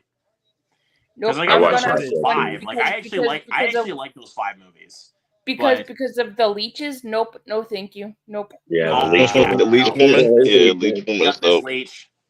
And I didn't know that it was somewhat body horror too. And I was like, nope. And I'll that- watch you it. do not Nope. like that stuff. Yeah. And everybody was like, then why did you pick the movie? And I said, I never seen it before. I didn't know. I was like, Right? it's a horror film. Let me go And check it y'all out. didn't warn me about it. And y'all didn't warn me about it. So I didn't know.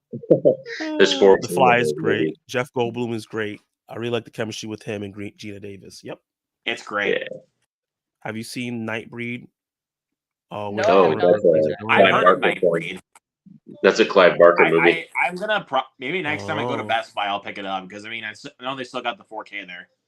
Yeah. Hey, Movie Ninja, what's up? Thank you for joining the Movie stream. I don't know how Ninja! long ago that was, but appreciate being here. Be afraid. Be very afraid. Very afraid. It's showtime. Ooh, 30 Days a Night. That was Oh, a 30 great Days That's a a good Night. one. That's a fun vampire flick. That's a good Yeah. one, even though that I'm not a Josh Hartnett fan, but it's still good. Yeah. Hey, I love 10 Coldfield Lane. So intense and too. enjoyable. I saw it in theater. It was awesome. That- I wish I saw it in theaters. It's really That good. one out of the franchise is underrated. Thank Yeah, you, The Michael. Borrowers. The Borrowers is so good. Mm-hmm. Oh, hey, Harry. I'm glad you're safe. What's Thank you up? for joining the Hey. stream. Someone like to go off to mention. Okay, let's get to the next round. Let's see. I know what you did last summer. Someone It's had gotta that be on their that list. Not Is me. that Bert? That wasn't me. It's gotta So be it's Pert. You there, Pert? My man is Perp, AFK. It's not us. Like, What are you waiting for? No, I'm just kidding. Okay, so we'll skip him and come back to that. After that was Carrie. That was me. Nice. Yeah. Nice. That's That's such a another- good pick. Gary. That's a good one. That's another one of my childhood movies that I really liked it. I liked how she was like this normal innocent person, and then her mom, how she just kind of like changed because of the way her mom was. Her mom was very abusive towards her, and so she just became like this like I like Carrie because she's the opposite of me because I'm very nice. Once Carrie turns into Carrie, she's the complete opposite of me. So I'm like, oh, I call her my alter ego, one of my alter ego. You living vicariously through her. Yeah, well, don't forget. I don't know if you know my other name, Zach. People call me Killer Katie. You don't want to see her come out. No. She's like I wanna Carrie. If play she that comes out, game. she's like Carrie. It's a joke. But I get it. you don't want to see her come out. You definitely don't. Mm-mm. But Carrie is a Carrie's great classic. movie. It's also a really good book. And I also do like the original, the remake that Chloe Moretz did, or however Chloe you Grace say her name. Moretz, you're talking about? Yeah. I also like that That was version alright. as well, and I like the book as well. Nice. Nobody talks about Carrie 2 though. No, nobody talks about Oh, that. Who Rage cares though about that one? Who cares? Who cares? It's like Bruno. No one talks about Bruno. Nobody talks Bruno, about Carrie too. right? I'm pretty sure this is Luke. Hellraiser, 1987. No, that's Oh me. shit, Sherlock. Of course it was me. Wait, So both of was us it? had that one. Oh yeah, I both think had both it. of us had Okay, that. talk to it. Go ahead, Luke. Mhm. Well, I mean, I guess we can wait for a little while. I mean, I can hold off on it. No, go ahead. It's fine. All right. And then, But Norm yeah, will go next. Hellraiser.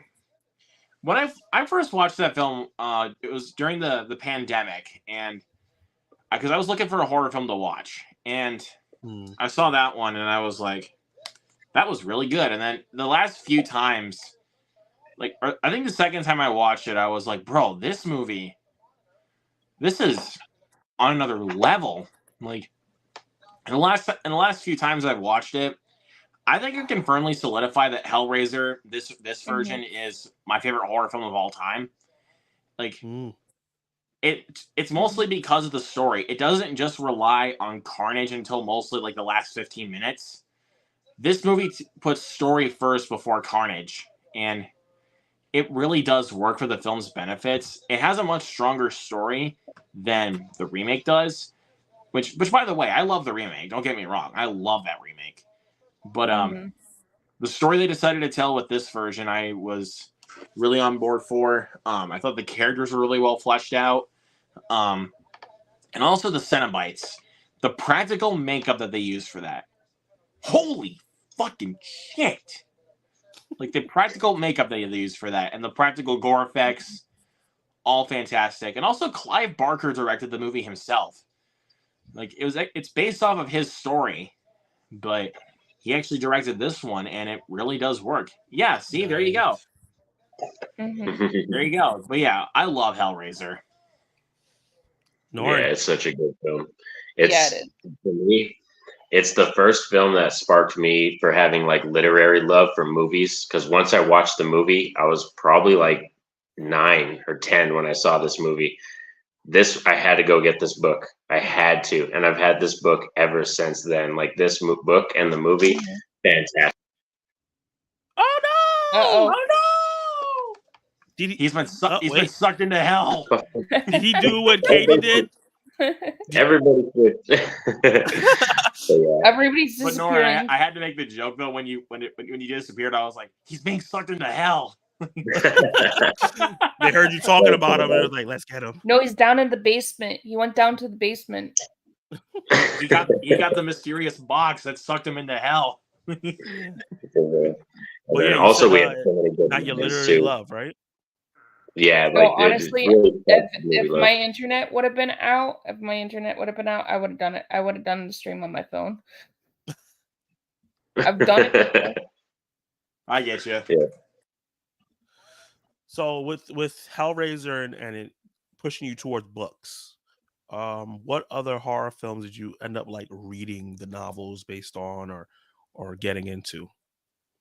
Well, basically, it's just started my literary love for just horror books in general, like reading like, more Goosebumps books. Like I started reading more R.L. Stine, more Stephen King stuff because of this. Clive Barker is still my favorite. Like still my favorite writer today is Clive Barker. I think he just has this way about him where he's able to put me in the realm of the book, like, and suck me into it. And the Hellraiser movie is just like that. Like it's such an immersive movie that's atmospheric. It's creepy.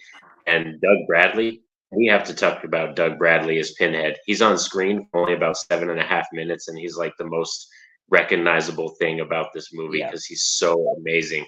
And you can tell that he was a theater actor because he just commands the screen. Whenever he's on screen, people listen to this man. That's how good Doug Bradley is in this movie. Yes. Yeah. Nice. Hold on, Perp, you there? Because I know you've been in and out. Yes, I'm here. Okay, we skipped over you real quick. We just did Hellraiser. We skipped over you. I know you did what you did last summer. Yes, I know what you did last summer. I really like this movie. This was before I like really kind of captured my love of Scream, but like it was always I know what you did last summer. I just remember going to Blockbuster when that was a thing. I always remember the trailer too, where Jennifer Love Hewitt's like, "What are you waiting for?" Like I always remember that. That's iconic, and a guy with a fish hook and stuff like that. That was something different. And correct me if I'm wrong. I'm pretty sure that took place right around like Independence Day, so we don't really, ever get like 4th of July horror movies like that. So Yeah, Yeah, that's crazy. Mm-hmm. it's a good time because nothing really else was coming out competing with it in terms of its demographic of horror I will be films. right back.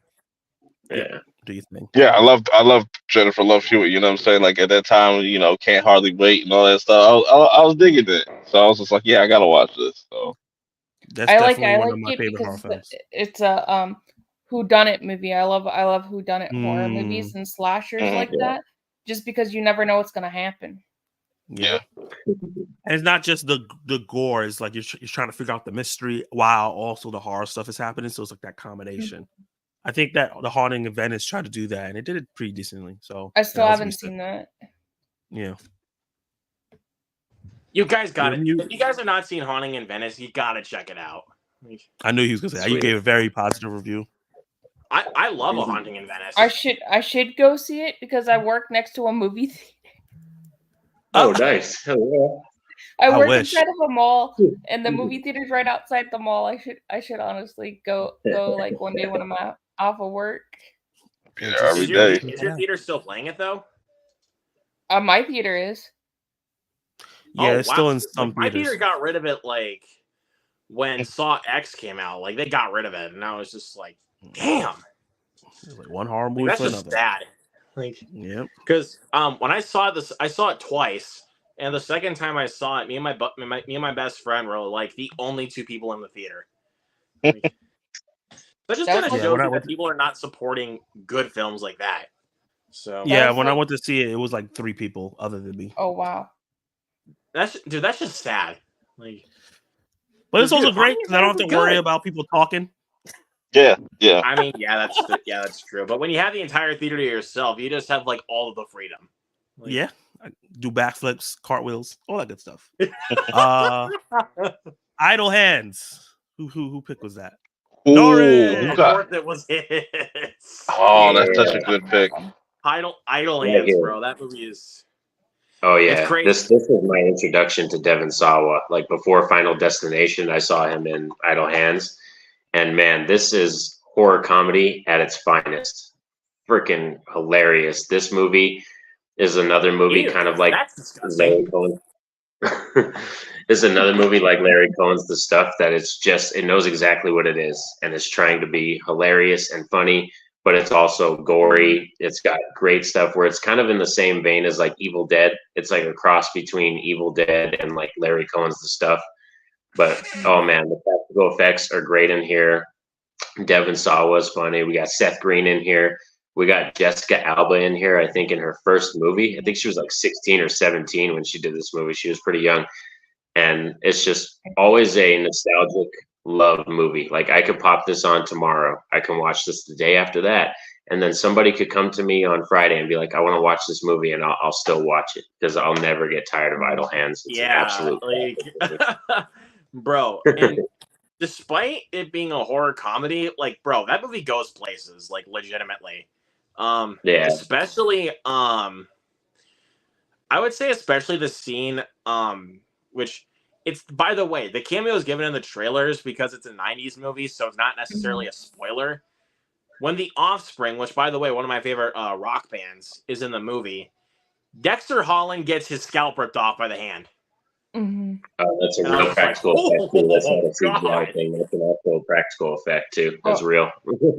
Yeah, I'm definitely gonna exactly. check this movie out, and I'll tag you, because I do like Seth Green, and he's in it. Oh, Just really? You haven't seen it? Yeah, You have like, to. Yeah, you totally have to. It's on Tubi, I think, still too. Dude, Yeah, it's Tubi's also got on the good Pluto. stuff. Zach, you're muted. I said Tubi has everything. But I was You like, could- wait, Okay. why no Also one is gonna hearing say, me? like, you could definitely do like a hidden, like I'm thinking about doing it. Could do like a hidden gems like Tubi like thing. I'm Yeah, thinking I about mean- doing some horror lists over the weekend and drop them for next week. Since Halloween's next week, I might go in there and look. Give me a good yeah, idea. I mean, but I watched Idle Hands for the first time like 5 years ago. Man, that movie's fun. Like, Nice. seriously, like, Oh my fucking god! Like we just figured, fucking, it was too far. So the last movie on this round, which is for me, is Hush. I have not This seen is a that. very, and you unfortunately you can't because they took it off of Netflix and it never got a physical release. Streaming. I've heard so many things about it, but I've not seen it. It's so good. It introduced me 2016. to the what's those movies where like you have a day to kill people? Purge, like the Purge? Purge, Yeah. and there's another movie with the goat mask. Why am I blanking on the names right now? Oh, I think it's on the You're list. Next? You're next. You're Next. Like it was that era where those things were coming out and it had this certain look to it, and all the villains had a certain Mhm. look and mask to it. And I just really liked the fact that it had a character that was deaf and was capable, and all the little horror things. Like she did everything right. It wasn't like, oh, she's dumb and this is why she's in this situation. Every step she took was the right step to take. It's just that this person was not disabled, but she still won in the end. And it introduced me to Mike Flanagan, who's one of my favorite horror directors. Oh yeah, And he's so it good. led me to Oculus, which is another creepy I have not seen that one. freaking movie. That's a young Karen Gillian in that film. And then when I saw he was doing the Netflix stuff, I was like, I gotta go watch this stuff. And it just rabbit hole. And he's a fantastic director. And I watch that movie every year except this year because Netflix decided to take it off, and I'm very, very sad. I didn't know they But- took that off. Interesting. Yeah, he made a tweet saying that they're gonna find a new home and they're gonna do something special for it. So I'm hoping we get like a collector's edition physical sweet. media. I will Mhm. pre-order that ASAP, Rocky, because that's one of my favorite films. I love Hush. Have you guys seen who's seen Hush? I haven't seen it in a while, but I remember it came out like 2016, right? Probably around that time. Great film. I still unfortunately am not. I can't. Yes, until they figure it out. I mean, you can, but you they know, should. Well, yeah, I guess I can. I just be a pirate. Yeah. Or I will always. go have on you gotta everything. find it on the Grand Line. You gotta find it on the Grand Line. You know. That's kind of the grand line. That's my One Piece. Let me see comments real quick. Oh God, you people are awesome today. This is probably the most comments I've ever had. Fly is great. We talked about that already.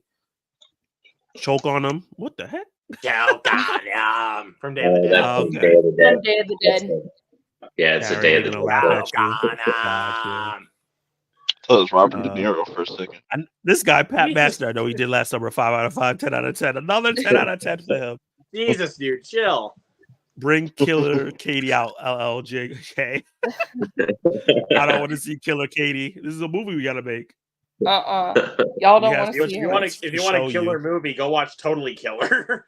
Yeah, right. Yes. Or I was gonna say, go watch Attack of the Killer Donuts. Go watch that.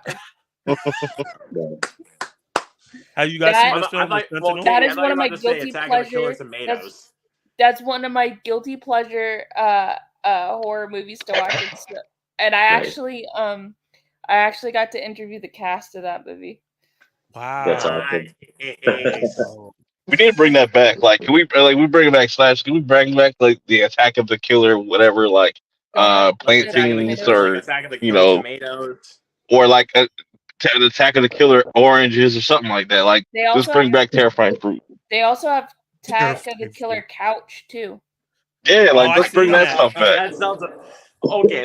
That sounds amazing. And put it right on they also Tubi. They also have Rubber too, which is kind of like in that kind of like genre. They're oh all my Oh, the god. tires, yeah, that killer tires. First Yeah. Rubber is so funny. they're all on Tubi, so you can watch them on Tubi. This next I'm gonna one, I have to don't think search so on them up. TV. Like as soon as we're done here, I'm gonna have to But- search those up. It's something I never heard of, and I'm pretty sure this is Norin, or maybe it might not be. It might be Perp. Two heads are better than none.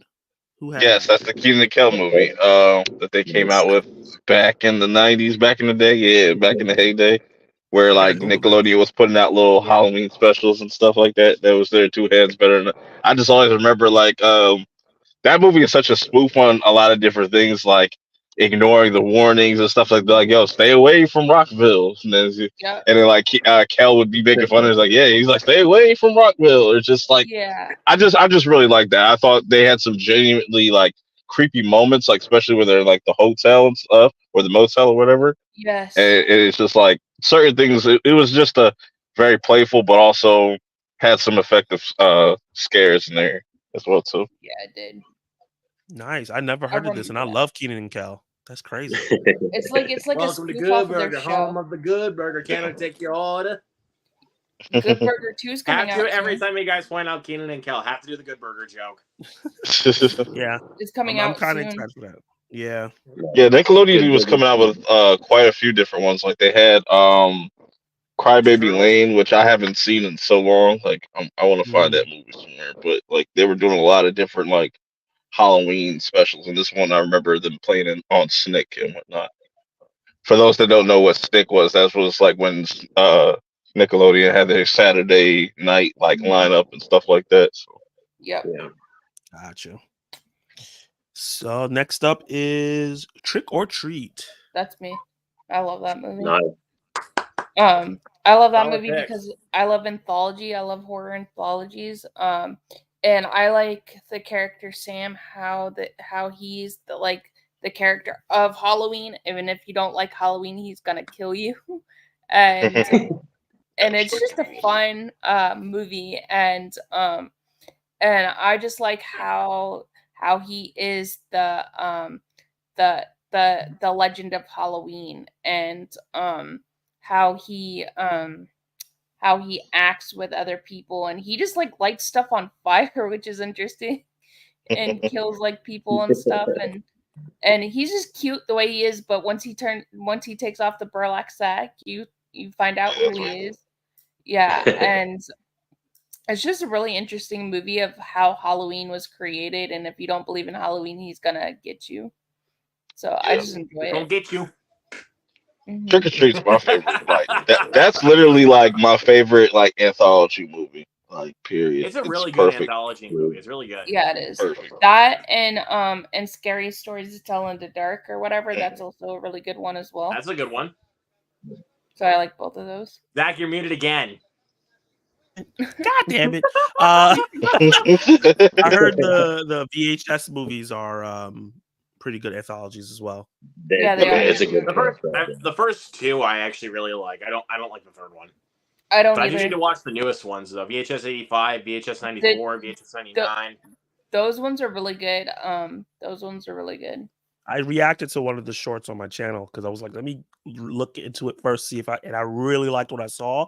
And people were like, oh, this is not even the best one. So I'm like, oh, I gotta go watch this then. And we're very overdue for a Trick or Treat too. Like Yeah. I just I heard need about- Warner Brothers. Wow, I need wow. Warner Brothers to get their ish together and make that happen, because we should have been had a Trick or Treat 2 and 3. You know, Right.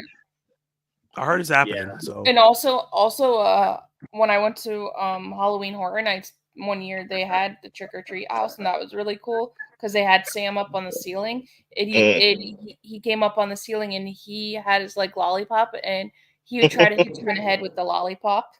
yeah, that's hilarious. Sam stuff. He's definitely a new horror icon, like for sure. Like anytime you go to like a Spirit Halloween, you'll like see a lot more Sam stuff and whatnot, which is really dope.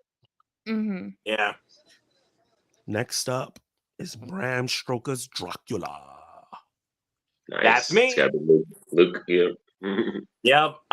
Bram Stoker's Dracula is one of those films where it's like, I can't lie to you. That movie is actually the film that made me fall in love with vampire films. Like, because I wasn't like the biggest vampire film fan. Because I mean, Twilight was just like off the rails, like crazy for a lot of people. I was never a fan of those movies, even as a kid. Like, my mom was like obsessed with those movies. But when I saw Bram Stoker's Dracula, directed by Francis Ford Coppola, if you will, this film just brought me to a place where it's like, you never would have thought that they would have made a vampire film or even a Dracula adaptation like this. Gary Oldman, fantastic in the role. I mean, you also got Winona Ryder, you got Anthony Hopkins, you got Keanu Reeves, a stacked cast right there, and the gore effects that they used are great. The creature designs are fantastic, and just as an all-around story, like the way that they decided to tell this story is just exactly how they should have told this story about Dracula. And I love every minute of this movie. Is Dracula 2000 the sequel to this? No, it's not connected to this one at No. all. That just made me think about Dracula. 2000 I don't know is why. its own thing. Yeah. And by the way, Okay. I only got 30 minutes into Dracula 2000. I was just like, no, this is terrible. Couldn't do it. I couldn't do Come it. on, I vitamin thought C. it was terrible. Vitamin C's in there. Oh Terrible. my god. Has anyone else seen Bram Stoker's Dracula? Yeah. Yeah. I don't know. Is this something Yeah. I should definitely check it out? I love vampires, so is it like I would essential? say definitely yes. I mean, like this is a definite you must see kind of movie. Like, I mean, also if Yeah, you it's love, I mean, not just vampire films, but also Francis Ford Coppola. Like, this is like one of those films that you never would have thought he would have made, because it's like, you see films like The Outsiders, you see films like The Conversation or The Godfather, but you never think that Francis Ford Coppola would make a film like Dracula. Gotcha. So, I love that. so So, yeah, love Bram next Stoker's up Dracula. is Sleepaway Camp. Who did That'd that? be me. Of course. That'd be me. Oh. Who did this? Just as I honestly figured. Oh yeah. So for me, slasher is my favorite subgenre of horror. This is another one too. I got introduced to like when I was like 9, which probably shouldn't let your kids watch this when they're like 9 years old. But this is this freaking movie has probably one of the most iconic horror endings. Probably even if you haven't seen this movie, you've probably seen the ending because it's like meme worthy, like crazy. And I think Sleepaway Camp is just Because of that totally image right there. Yeah, yep, there you go. This one is totally in the same vein as like a Friday the 13th. You know, it's a whodunit slasher that takes place at a camp. You know, there's these kids running around, but there's a lot of funny things about this movie. Like typically in slashers, they sexualize the women's body, and you see a lot of women nude and stuff like that. Well, in this one, there's like a lot of men in really short shorts, and like the men are like playing with water balloons and throwing water balloons at each other. Like it's just hilarious stuff like that I think is funny. And then the kills in here are fantastic. Some of my favorite kills are in Sleepaway Camp, and there's even one that you don't even like there's right there. Yeah, there's so many great practical effects kills, and Sleepaway Camp is one of those films. If you haven't seen it, it's like one that I recommend you watch because this is like how you do slashers. Like if somebody was being a director and they're like, I want to know how to make a good slasher film, this is one I would put on the list to watch that you have to see. Yeah. That ending's gonna stick with you. Yeah, it that is. shit. I don't like when people bring that shit up, but like that shit gonna stick with you. Like that shit was crazy. I was like, bro, that was wild. I guess I'm the lone one here. That ending did nothing for me. When really? when I first watched I that, don't I was care. like, that twist was nothing for me. that twist. I was like, I what saw it the coming a heck mile did I away. just watch? That's what my thing was. I was like, what the heck did I just watch? And then when Sleepaway Camp 2 came on, the porta potty scene, I was like, what the heck? Oh yeah, Unhappy After Campers the is porta great. potty Like, that scene, one's like great. honestly, after the porta potty scene in Sleepaway Camp 2, that's when I was just like, I just trailed off. You trailed out. Honestly, I love it. It's But not I- good. I don't like Sleepaway Camp 2. But it's just the first I like one, the like first that one. The ending. first one I like okay, but it's like It's just the ending. It's the facial expressions that she makes. I was like, yo, is that like a puppet or is like that's her really making that stuff? I was like, it's there's just crazy. possibilities in that. So yeah. So she was that charismatic that you thought it Yes. was fake. Have you seen it? Yeah, I was Zach? just No, you're making me want Okay, to you watch have it to though. watch it. watch party. This- I yeah, want to know your thoughts on Sleepaway Camp. I might have to add this to the watch alongs. Surprised they haven't remade that yet. Yeah. Me too. Not everything needs to be remade. Yeah, but you know, But they it like will. to do it though. They will. They will. It's because horror is that one genre that I think, to be honest, horror I think is the one genre where it's safe to do it. Like no matter what, it's safe to do it, and you're gonna find fans who love them. Like be it that even though Evil Dead 2013 is not considered a remake anymore because it's in the same universe as the Bruce Campbell ones. When Evil Dead 2013 came out, that freaking floored people. They had no idea that fucking movie what was coming, and like now it's like so. I think horror is one of the best genres to remake movies. Yep. A lot of the movies that people love, people don't realize they were remade. Like The Thing, The Fly. No one watched the 58, the 43s, or whatever year they came out version. Let me say nobody, because obviously people watched it. That's why they remade it. But like a lot in modern day, like But in modern day, nobody really knows about those. The old ones. So if they make The Fly now, in like let's say 2025, I wouldn't be mad because it's been so long since the last one. Right. It's like the movie says. Like sometimes they come back. Yeah. So there's certain things that can be remade in horror. I think horror is. You're right. I think horror is the right genre to do that. Maybe not like drama. Do a lot of like remakes. Yeah. And inspirations. So I think the next one is mine, and that's The Collector. Oh, that's a good one. Dude, The Collector, dude, that's a good movie. I love this movie so much. It's one of my favorite horror films. Might be my most rewatched horror film I watch all the time. The way it's set up, where it feels like it's just a heist film. Because when my friend watched it beforehand, and then it's like, you got to watch this, but I'm not going to tell you what it's about. So I didn't know it was a horror film. I didn't know what was going on. I just saw the guy who looks like Edward Norton trying to rob a house. And then the first thing happens to the father. I'm like, whoa, what's happening? And then you find out this crazy killer in there. And that led me to Saw, which led me to other more gruesome films. And I was like, okay, because that movie's kind of gory, not super gory like Saw or other things, but it does get on the gory side. I mean, it is grotesque. Like, yeah, it is grotesque, especially the nails. And it's just things that happen in the movie. A lot of that stuff really got under my skin. Like even last time I watched The Collector, like and then they double down in The Collection, and it was just like, oh my god. But yeah, he's a horror icon for me. That guy with the mask. I don't even know what his character name is. The Collector, I guess. we call him The Collector. Yeah, so. yeah, and yeah, that's a movie I could rewatch. I just got both of them on Blu-ray. I'm super excited to watch it on Halloween. And I think that it's super underrated. When I bring it up a lot of times. Outside of like our circles, a lot of people don't know about it. I'm like, oh, well, come over to my house. We're having a watch party. Right. If you're my friend, you have to watch it. Recommend. Here's another thing, like about The Collector. It's like if you recommend that movie, don't say anything. Just be like, yes. Just say, here's what we recommend for you, The Collector. You'll be like, what's it about? I'd be like, I'm not gonna say anything. The best way to go in blind. Just like what my friend that's the best way to go into certain horror films is like not knowing anything about it. Like I would say, like Terrifier 1 and 2. Don't tell nobody nothing. Just let them. Honestly, for me, I would say Pumpkinhead. Like is a good one to watch blind. It's like it's just a monster flick. Just don't say anything else. I haven't seen The Mist. I think a recent one that came out recently was Barbarian. I think Barbarian was good. Barbarian. Also Cobweb. I would also put Cobweb into that. I gotta check it out. And Malignant too.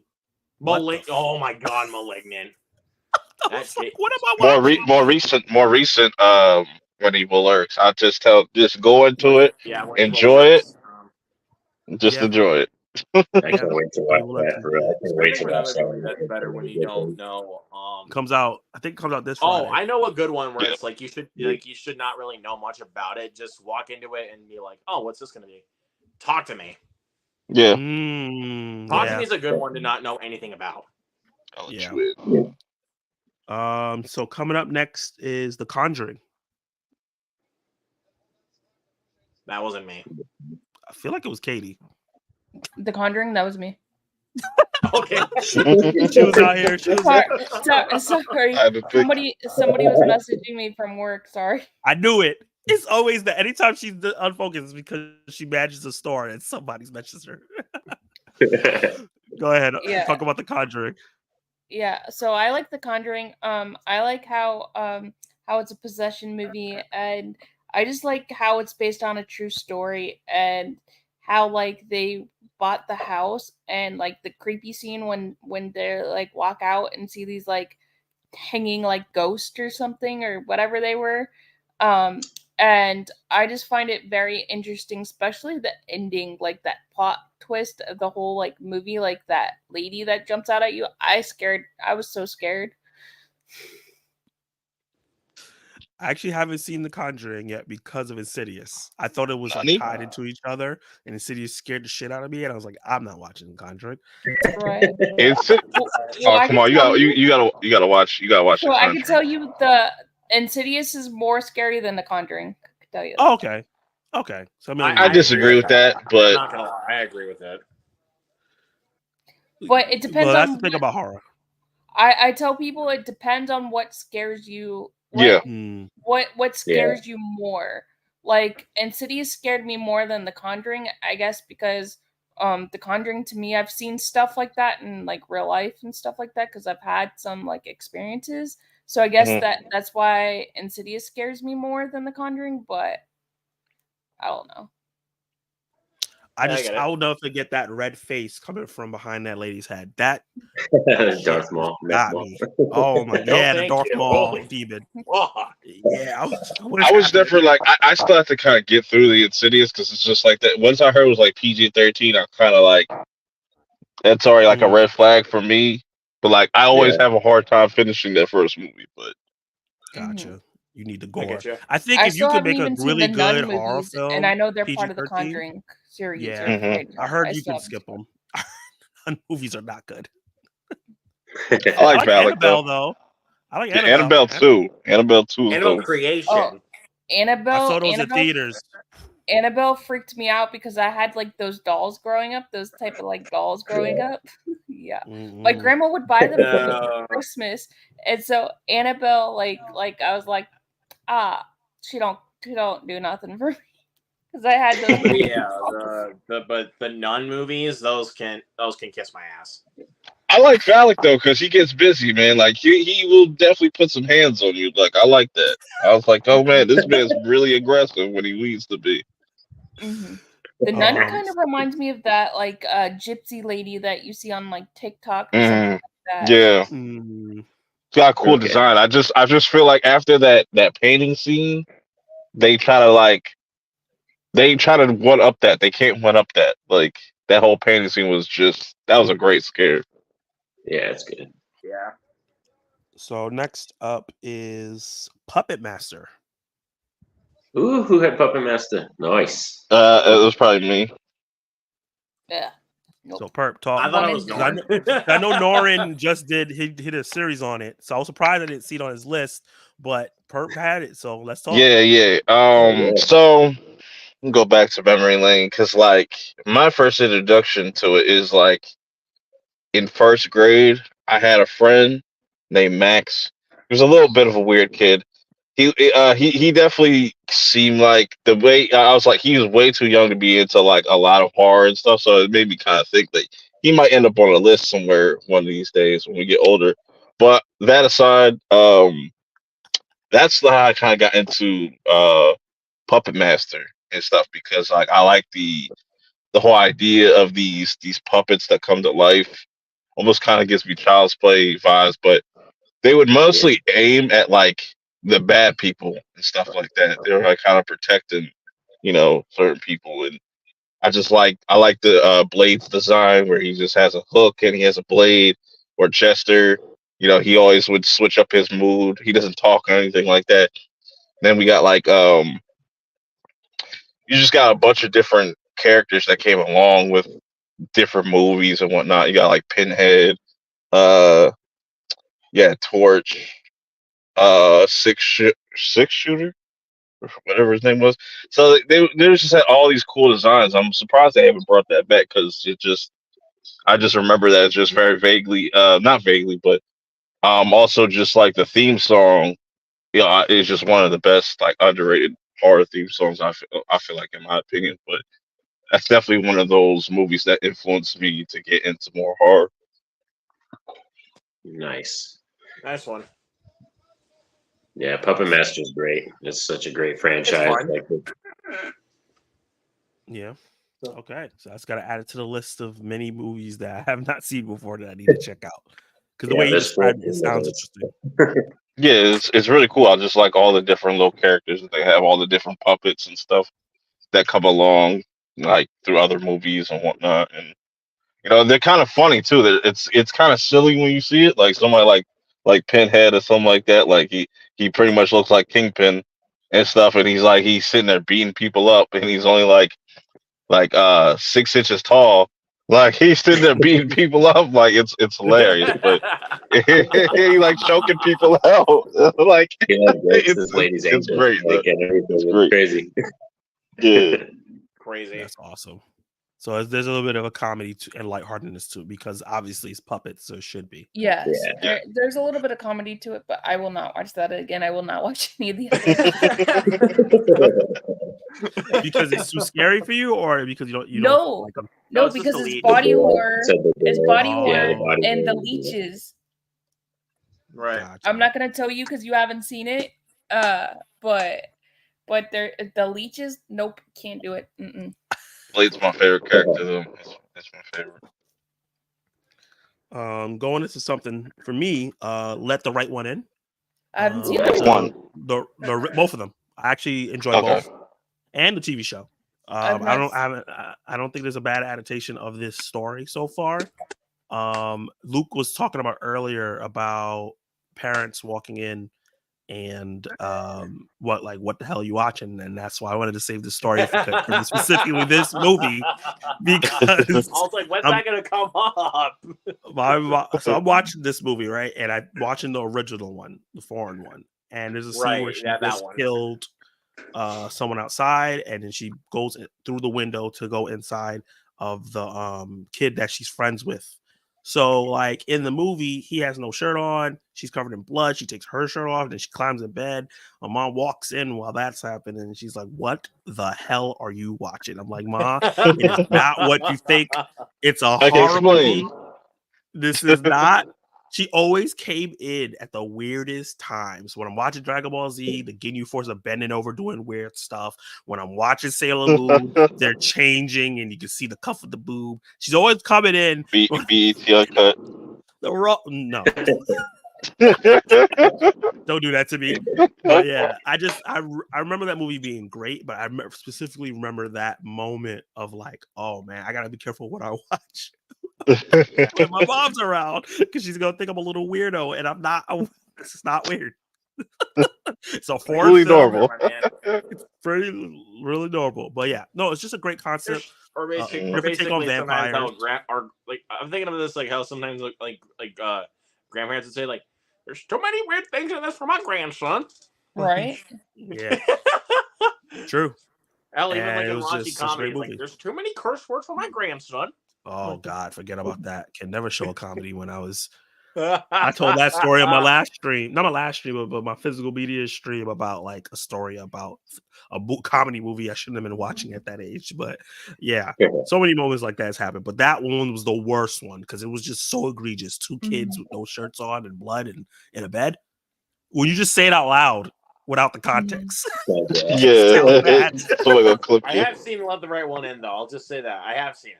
I have not Great seen movie. it. I'll check it out. I'll put it on the It's list. good. Yeah, I recommend it. Both Fright Night. movies are good too. Yeah, both. What's up, motherfuckers? Yeah, Fright Night, baby. I love. Okay. So speaking on vampire films, this is another one of those films that also kind of really got me hardcore into vampire films. Which version, by the way? Is it the old one or 2011? This is the old one right here. The original. Yep, the original Fright Night from 1985. Yeah, this one, the old school kind of setting to it is what, like, how retro this movie is, despite it being in the 80s, is really, really clever. The look of the vampires, especially, like, the lead vampire, are just fantastic. And the practical effects that they use, not just for the gore, but for the look, is just unmatched. Like, it's fantastic. And the guy, so we had a guy named Tom Holland direct the movie. Now, hold on. the one that directed Child's Play, also. Not talking about the other Tom Holland. I'm talking about this Tom Holland. Yeah, Chris Sarandon's great in the movie. I mean, there's a lot I could say about this movie, but honestly, if you guys have not seen Fright Night, just go watch it, please. Just watch it. I've heard good things about this. And also, I've heard funny things about the remake. I also would recommend the remake.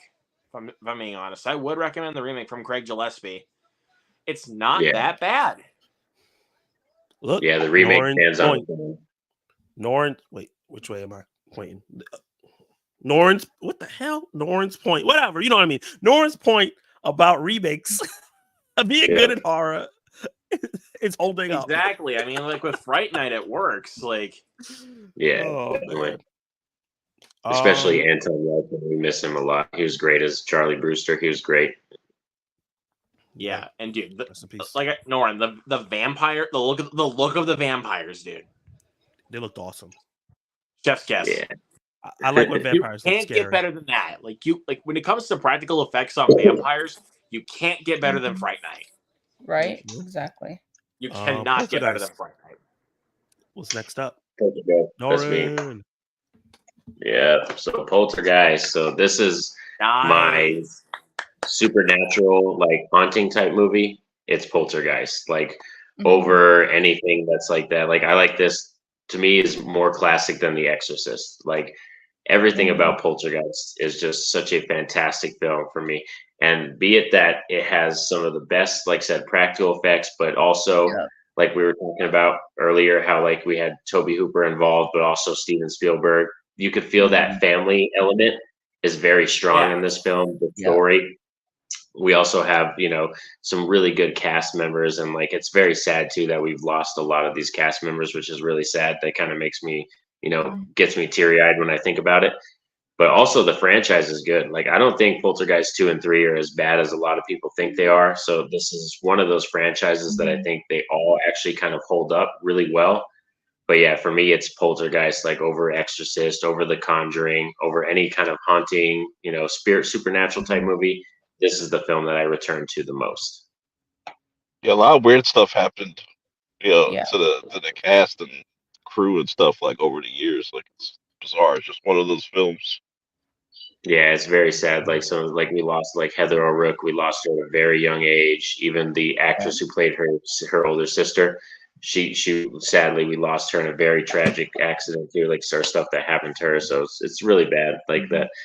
But it's still a fantastic film. It's just one of those films that oozes this atmosphere, and it's really good. Nice. It's crazy because I could have bought that movie for $5 on 4K, and I didn't because I wasn't sure because I never saw it before. And I'm very upset that I didn't do it now because you just sold it to me. It's so good, bro. Yeah, for real. Like it's got this good wholesome vibe to it too.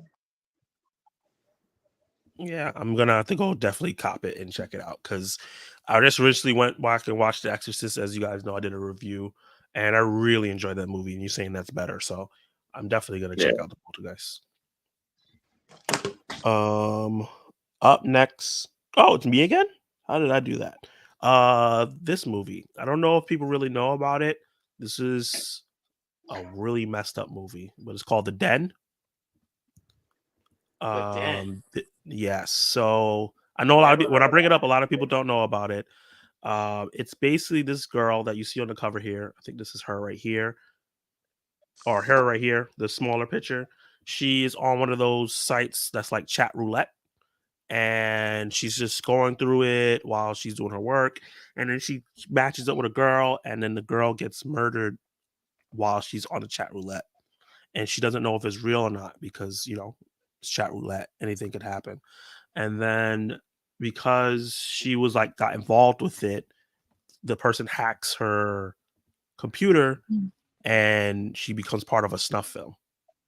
I've not seen that. That's crazy. Never heard of a snuff film. I need to check out The Den. It's crazy that you mentioned chat roulette. I was like, wow, that's old. Like, old stuff. It's called The Den. It's not called chat roulette because obviously no, I'm saying no. But that was I guess Omegle is the new thing. But I'd never seen anything like that before. It scared the bejeebus out of me in terms of because it's a mixture of like found footage, it's a mixture of a snuff film, which I never even knew that was a real thing. So that they had to do research, and that terrified me even more. And just the way the movie's paced is like every act, it feels like a different kind of horror movie, but it doesn't feel out of place. If that makes sense. I agree. Each Cool. one leads into the next one, and the third act is intense, scary. The performances are really good. I've never even actually seen this girl in anything else, but she did a good job in this. Mhm. I feel like I've heard And about this though. yeah. And there's some stupid decisions by the characters, but I've already always accept like that's gonna happen in a horror movie. If you always make the right decision, the movie's not gonna happen. So I guess I really wanted to put that on here because it really got me into like these realistic horror movies that feel a little too real kind of films. And I went into like a deep dive checking those kind of out. And I think this movie came out at the wrong time because we have like Unsane and all these other like video cam movies or movies that's come out recently. Unfriended. Yeah, Unfriended and stuff like that. And those popped. And this came out like right before that. So Post was another good one. And Deadstream. Deadstream. I have not seen those. Deadstream. Yeah. So I'll yeah, I have to check it recommend out. The Den. Sweet. I'll have to check that one out. I've never seen that. Yeah, Yeah, I it's on haven't Prime either. Video. Yeah. Right after that, we're almost done. We're getting down to the last bits. The Shining. Yes, that's me. That's perp.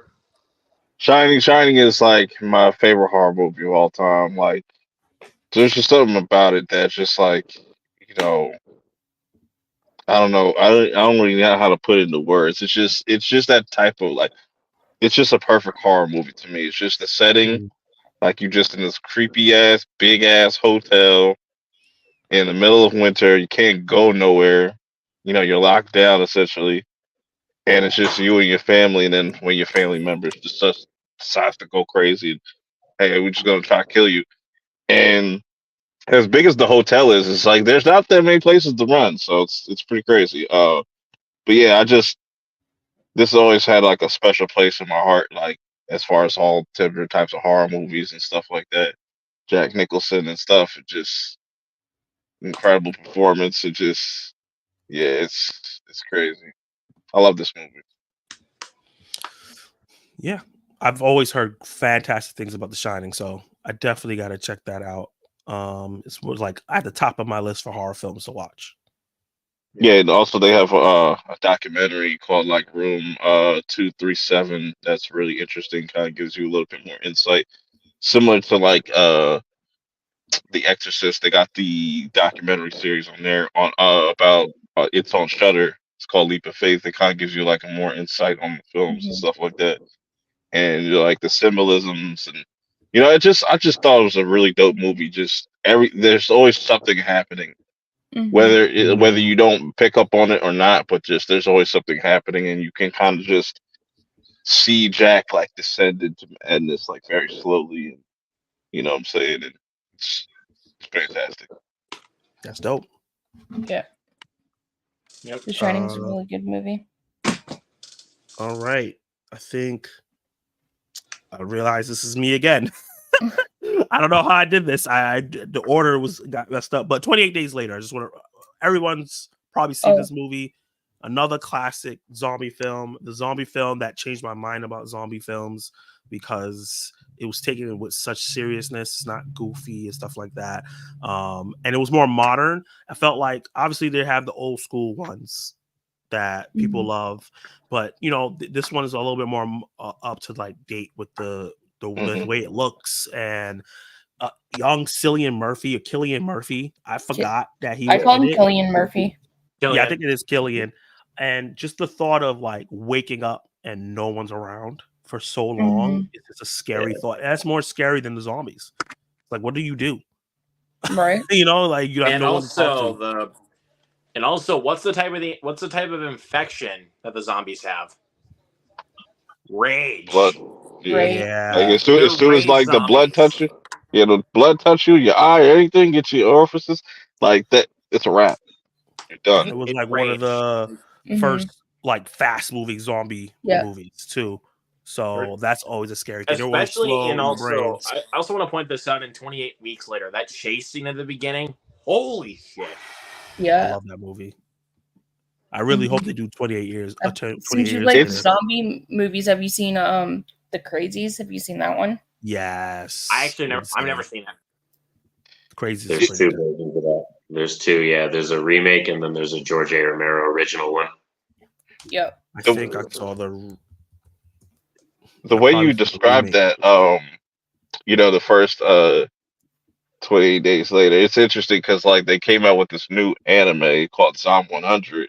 I don't know if you checked it out, but essentially pretty much the premise is like, it kind of talks about like Japanese work culture and stuff, and they kind of like expose that. But like the main character is like excited that the zombie apocalypse happening. He's like, I don't gotta go to work. Like, this is great.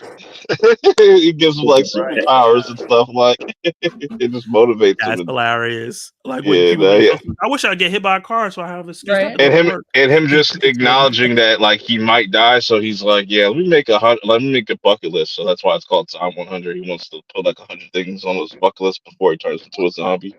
Oh, I might have to check that out. That sounds awesome. Yeah, it's on Netflix. This next one is a group one. 3 of us have it on. Me and Luke have it on there. Hereditary. Yes, Nice. Hereditary. This is legit.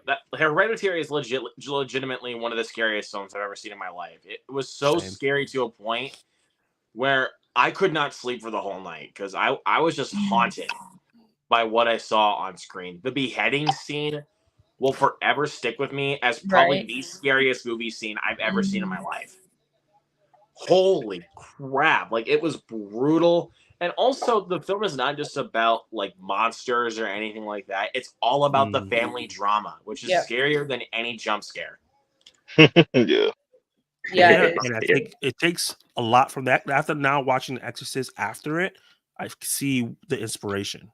Yeah, and it also focus takes on the drama, make you care about the characters. And also, Ari Aster took a lot of inspiration behind the Babadook. Yeah, if you really think about it, you can see that. Drama. Like, you know what I really liked about that film though is like you mentioned the beheading scene. It's like how long it takes for like the brother to realize like he just goes home and just goes to sleep, like, and then he wakes up to Toni Collette screaming her fucking head off. I was like, bro, that was such a great executed scene. I was just like, and it's based on something that really happened. That's crazy. It is. Yeah, he showed he was just in shock. He couldn't say nothing. He just went to bed and just hoped that shit was a dream. But left the door open, all that. Like, I was like, man, that was great. That was great. And Toni Collette was amazing. He never looks back. He never looks back when it happens. He has like this feeling like, okay, this actually happened, but he never looks back to check. He just drives home and goes to bed. He's like, hopefully when I wake up, that actually didn't happen. Right. Yeah, it was brilliant. Right, yeah. It's one of my favorite A24 films. Yes. Toni Collette definitely deserved an Emmy, an Oscar for that. That was Oscar for that. Fantastic. And then also the scene where like she starts crawling up the wall and then comes out of the corner out of nowhere. I don't like when people do that. Night light, please. She's just chilling on the ceiling. I was like, bro, what's you doing up there? I swear to God, try to tell me to go to sleep by that point. Yeah, I'm not listening to you. Yeah, phenomenal film. One of those, I know a lot of people don't like this term, but elevated horror films that really did it for me. It's just a fantastic film. I think this is one of those things was like, yeah, take inspiration, but like this would be probably a lot of young people who are like 10, maybe 15 years younger than me. This is their Exorcist, and I think they deserve it's a masterpiece. Like, it's phenomenal. It's not as gross as The Exorcist is. All that throw up and stuff was crazy, but it is but yeah, for sure. But Hereditary, it's a masterpiece. Like, I wish that A24 would have put this back in theaters instead of like Midsommar. Even though I know they're putting out the director's cut of Midsommar, but like I would rather them put it. 3 of Ari Aster's movies. So I mean, I'm not complaining.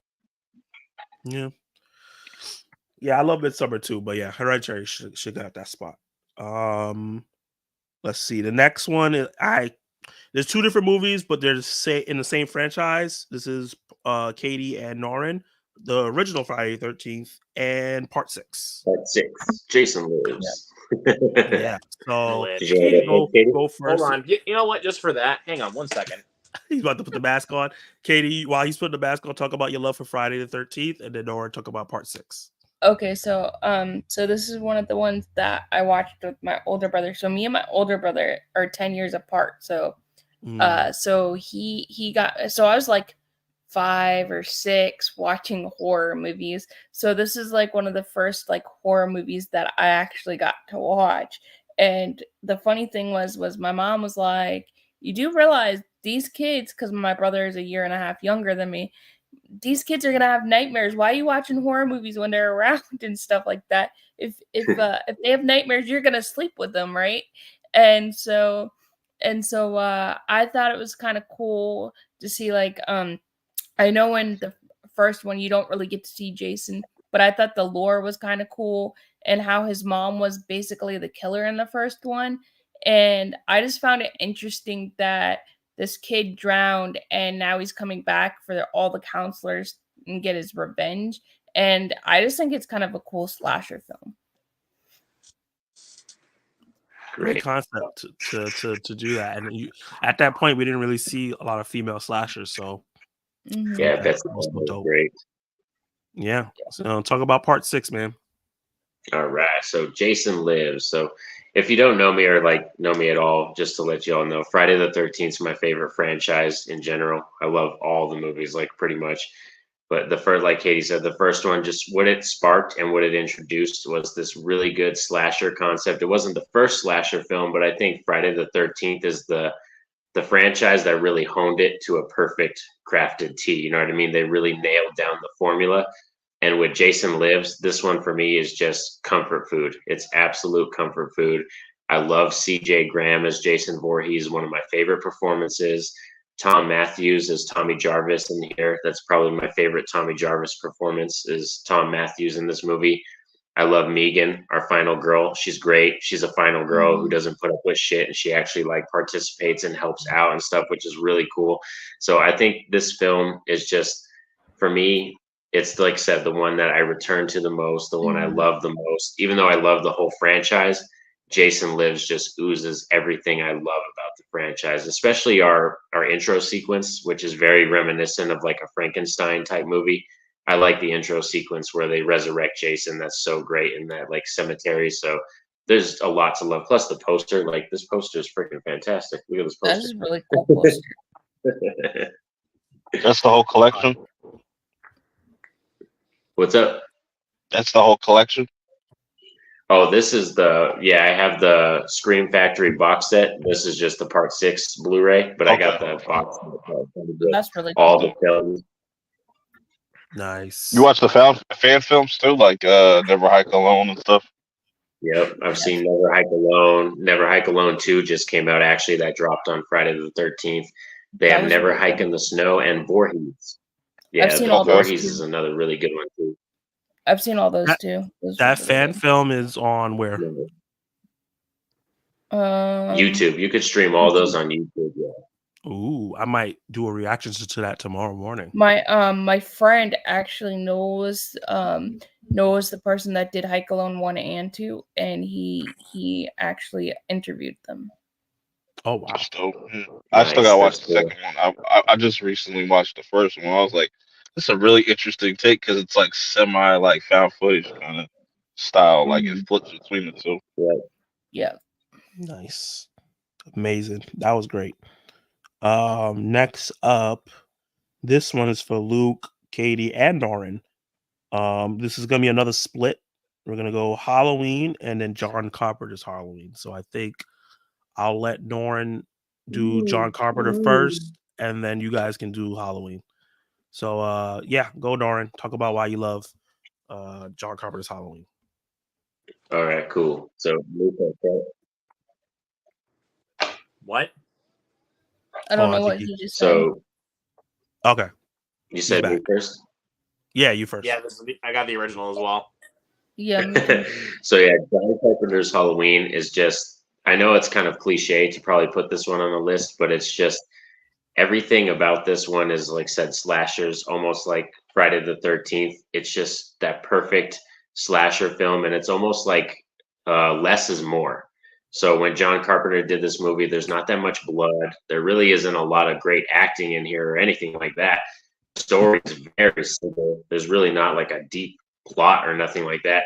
So it's just like I said, less is more. And John Carpenter created this fantastic score, which goes a long way too. The score really helps and lifts this movie because even if I know people who have never seen John Carpenter's Halloween and they know John Carpenter's score because that's how iconic it is. So there's just a lot of elements that lift this movie up that make it an outstanding thing.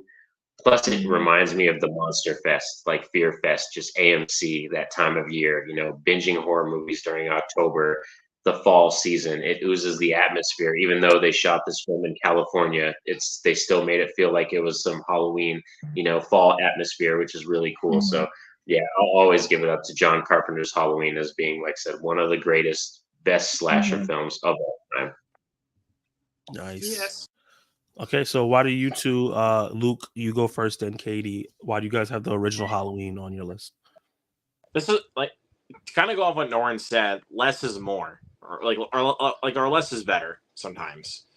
And when you get a film like this, I mean, this is one of those films that revolutionized slashers. This is like the number one pick when it comes to like people like asking, what do you think is the film that revolutionized slashers? Like, this is the one that's the go-to is John Carpenter's Halloween. Like, and also they don't rely on gore at all. Like, they barely even rely on gore. They're just like the tension. The tension is what really makes this film like spine tingling at points, especially when it comes to the film's climax, which is actually one of my favorite third acts, and not just in any horror film, but of all time. Like, and again, yes, the acting is not great. I mean, of course not. I mean, Lindsay. Like, oh Jesus! Can I get your ghost, Bob? Right? Like, Jesus, it's so corny. But then again, it's like when you look at it, it's from the 70s, so it's like you can't really say it's like not corny because it is. But this movie made Michael Myers a staple for a slasher killer. And when we got the second one, it wasn't supposed to be Michael Myers. It was supposed to be something different. But then people loved this original film so much that when they made the sequel, we got Michael Myers. So yeah, and this movie also solidifies why I love the character of Michael Myers. Katie, you're up. Sorry about that. So I like Halloween 1978 because I think of it like this. I've watched it since I was like a young kid with my older brother and my dad. And I think of it like this. Loomis actually makes Halloween 1978. I think it's like Batman and the Joker, like that type of like kind of thing.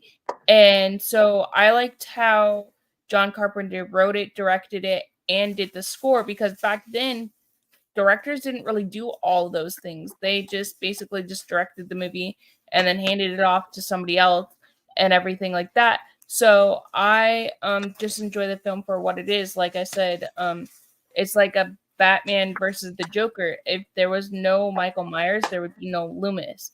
And the same thing, like he stalks Laurie all the time, and it's kind of like that evil, like, is she like Michael's like stalking her because he has this infatuation with her, and I thought it was an interesting story because of that. Yeah, for sure. He's creepy. Great job, guys. You guys really did the movie justice with those descriptions and how much you love it. And it shows why it's such an iconic franchise, and it keeps going, and it's going to keep going. Yeah, we're going to get a new series from Miramax. I wish A24 won the rights, but right. We're going to get the new season of the Witch thing they're going to be doing. So I also in that franchise, I also like Season of the Witch. I know a lot of people don't like that one because it's not a Michael Myers movie, but I really like that one. I as look at well. that one as kind of a guilty pleasure. Like, it's not Yeah. good, but I mean, I do like it enough as a guilty pleasure. So I'm curious to see what they're gonna do since they're talking about doing a cinematic universe with the Halloween franchise this time around. Like if they're gonna do a TV series, like that could be more like anthology and then leads into the Mhm. actual movies that we see on the big screen. That would be Right. pretty interesting. Pretty yeah, good. Yep. And then I was gonna say also earlier, as we were talking about Rob Zombie, I also like the Rob Zombie's first one as well because I like his take on Michael Myers because of how he became the serial killer, what actually made him become the serial killer. I like that aspect of it as well. That's cool. yeah. Yeah, the newer ones get a lot of bad rap, but like what I liked about the David Gordon Green Halloween is the brutality of Michael, because I feel like that was kind of lacking with the originals a little Especially bit. in 20, I would say also in 2018, like the scene when he stomps the cop's face in, like it's Hmm I was just like, damn, Michael. Like, Right. Relax, buddy. And we're about to go into another horror icon. I have to run real quick, so guys, not run, but I have to use the bathroom. Talk about this real quick while while I'm gone. Nightmare on Elm Street. I think it was Oh, yeah. Katie This- and But go talk yeah, about it. very classic Mhm. slasher. Of course, it's Freddy Krueger. You know, iconic villain Robert Englund, and just there's just something about that movie. You know, even though I like Dream Warriors more, but it's just that first one. It's always about those first movies that come out of those like slasher movies. It's just Mhm. Nightmare on Elm Street definitely sticks out the most because it's like the whole premise of you can't fall asleep or else you're pretty much dead. Sometimes you Right. could probably wake up, but most of the time like you're pretty much effed at that point. But I love Nightmare on Elm Street. Right. exactly, yeah. The reason why I I like mean, go ahead. go ahead, Luke. No, Katie, you go ahead. I'll be nice. I was gonna say the reason why I like Nightmare on Elm Street is because Freddy goes into your dreams, and you've never seen a horror character go into somebody's dreams as they're asleep, and it's just like this dude is like all messed up because he got burned or whatever at the school, and it's just an interesting concept, and also it made Johnny Depp's career as well because he's in the first one, and I just find it a very interesting movie. But Halloween's my favorite franchise, and then it's Freddy, and then it's Jason. But I love all those iconic characters.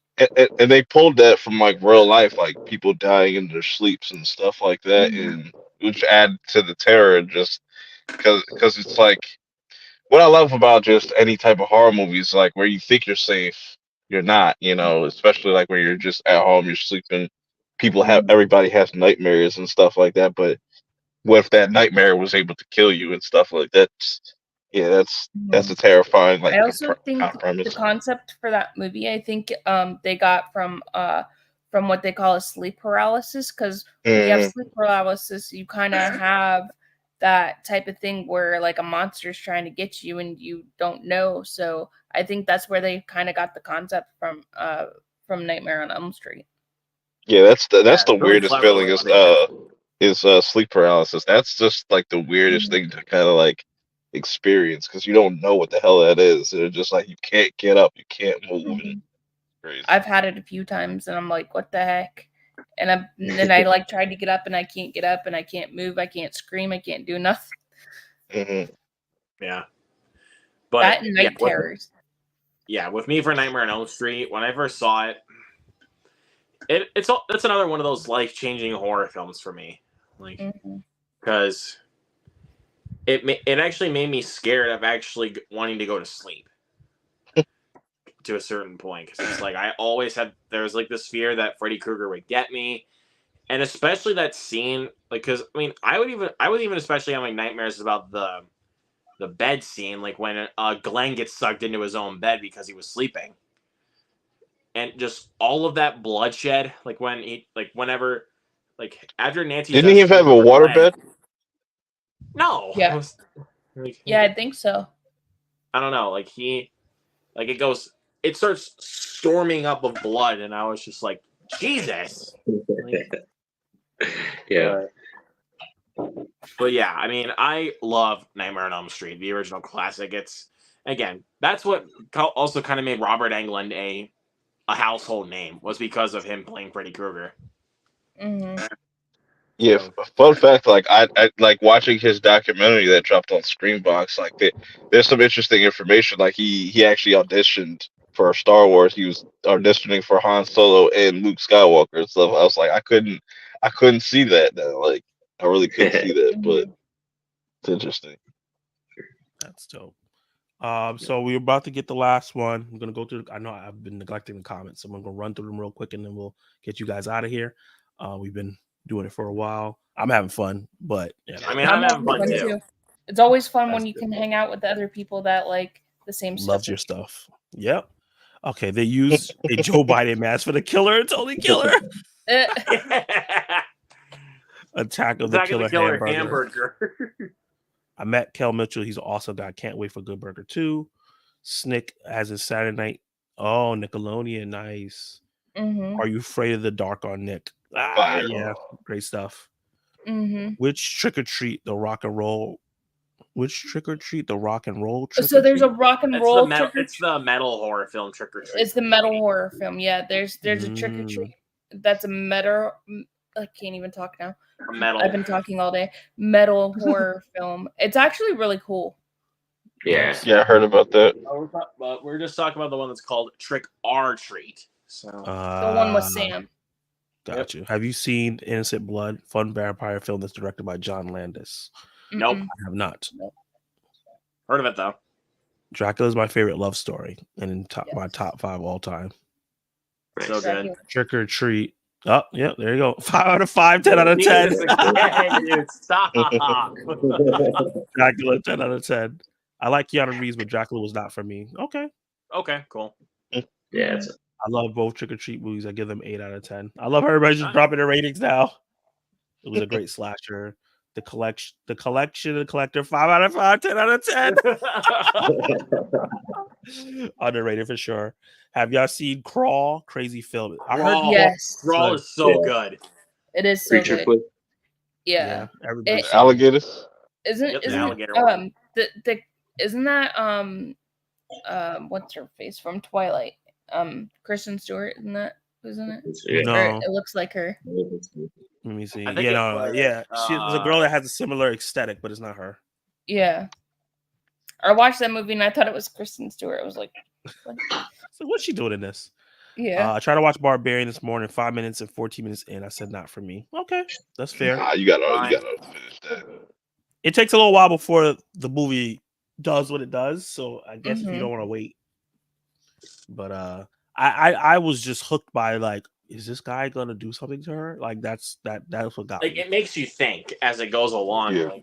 Yeah. Like not even that. Like especially after it's especially after something happens, it's like Mhm. you didn't think it was going to though. Like you thought it Mhm. would, but then it's just like, nope, we're gonna do the opposite of what you're thinking.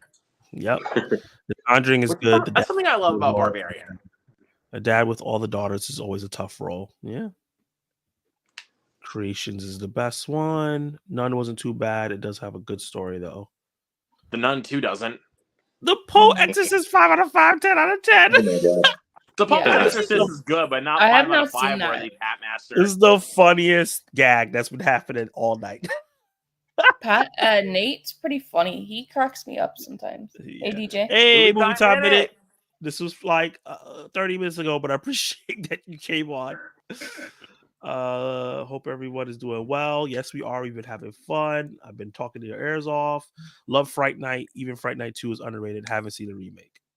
Check out the remake, and also now that you say that Fright Night 2 is good, Michael, I'll check it out.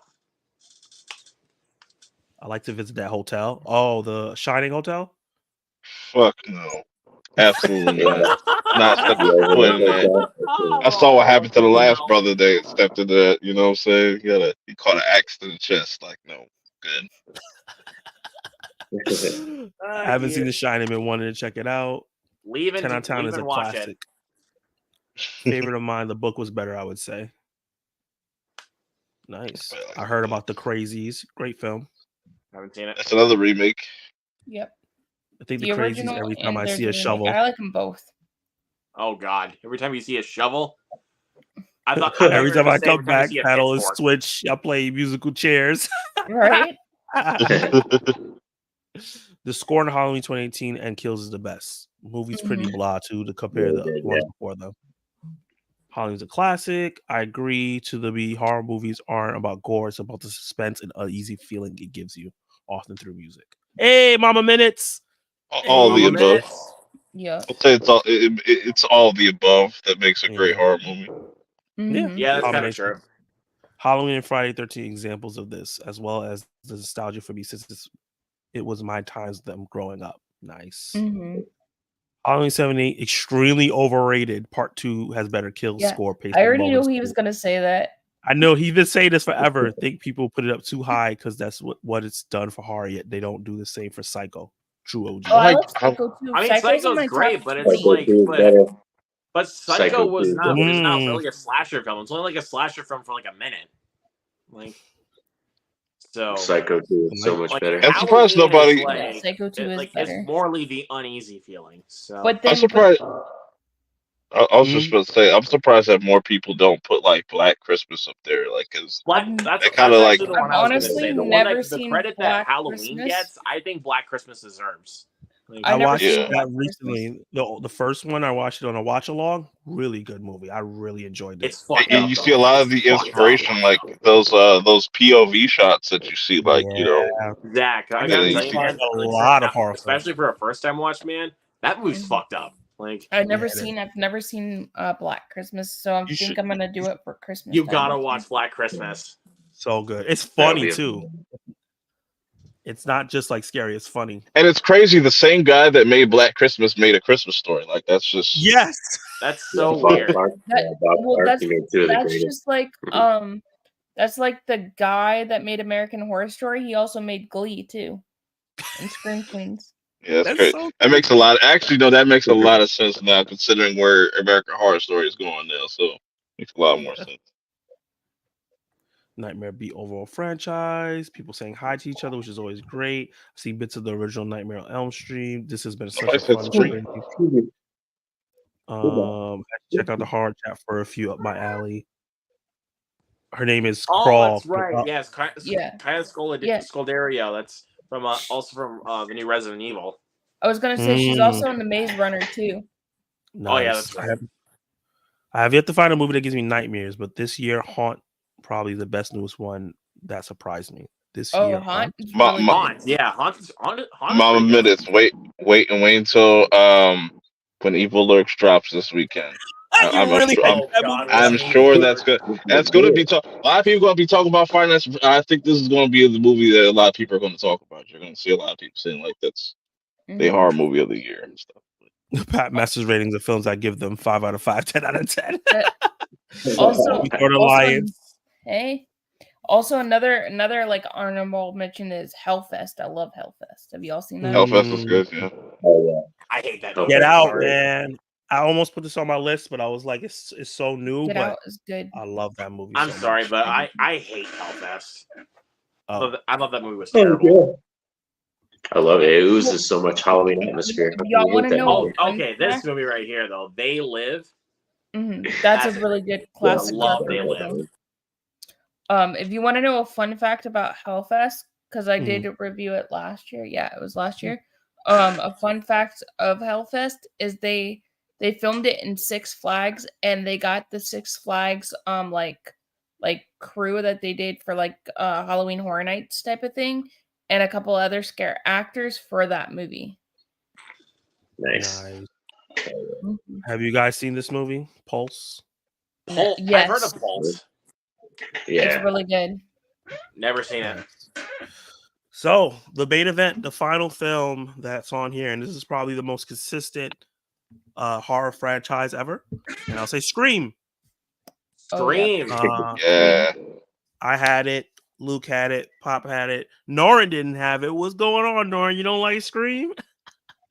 Oh, I do, but I find Friday the 13th and Halloween to be a lot better than Scream for me.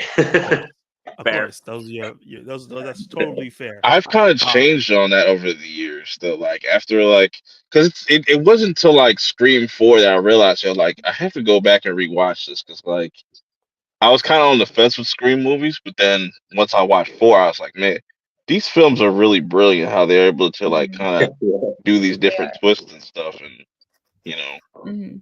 Well, I think Wes Craven, the way Wes Craven made those type of movies, his movies, he made them different, and he's like one of the best like horror directors. He's like John Carpenter. He's like up there, you Yeah. know. And And for him I to just make a horror comedy like that, that's something. Like, Mhm. so And his, I his like stuff his stuff before was like really light. Like well, not before, but like the stuff that he made, like like Nightmare and all that stuff is just very light compared to like Last House on the Left and stuff. Very Mhm. very polar opposite. yeah, yeah. exactly. And the Mhm. characters they introduced in Scream, fantastic. The references are great. Like, The seriously, never ever under any circumstances say "I'll be right back" because you won't be back. right. yeah, And I at the just end of the horror day, you movie want one? rules. The reason why I put Scream on there is just because I liked how the characters are, and I Mhm. like how kind of like Billy kind of plays with Sydney, even though that they're together, he kind of plays with her. And like when he and like the way that Stu is, he's like the like in that movie, he's like the epiphany of like a serial killer. And like even though that there's different ghost face throughout the movie, one of them has to be the mastermind, but we still don't really know who the mastermind is because there's a whole bunch of people pulling the strings, and I thought that was really interesting. Exactly. They Yeah. introduced 2 killers instead of just Mhm. one. Yep. Which is But in very Scream different 3, they were just for like, yeah, let's just make it one killer. But yeah, that didn't work out. And what made it dope is just like the killer was always around them, like at all time, Yeah. like for the most time, like, and that's kind of it's kind of creepy. Like it's somebody that you know, it's somebody that like you trust as a friend, and just Mhm. that has going around access. killing people. And also, a Mhm. lot of people don't realize that actually Drew Barrymore was supposed to be Nev Campbell's character, but she couldn't due to she was making another movie at the time, which Thank would have been Mhm. pretty interesting instead of Nev Campbell, Drew Barrymore as that role. That would have been cool, Totally changed actually. I'm not gonna lie. Really crazy. I couldn't see anybody else than Nev Campbell being Cindy Prescott though. Like Right. I feel like that was I agree that with was like you. that was divine intervention and stuff like that had to happen.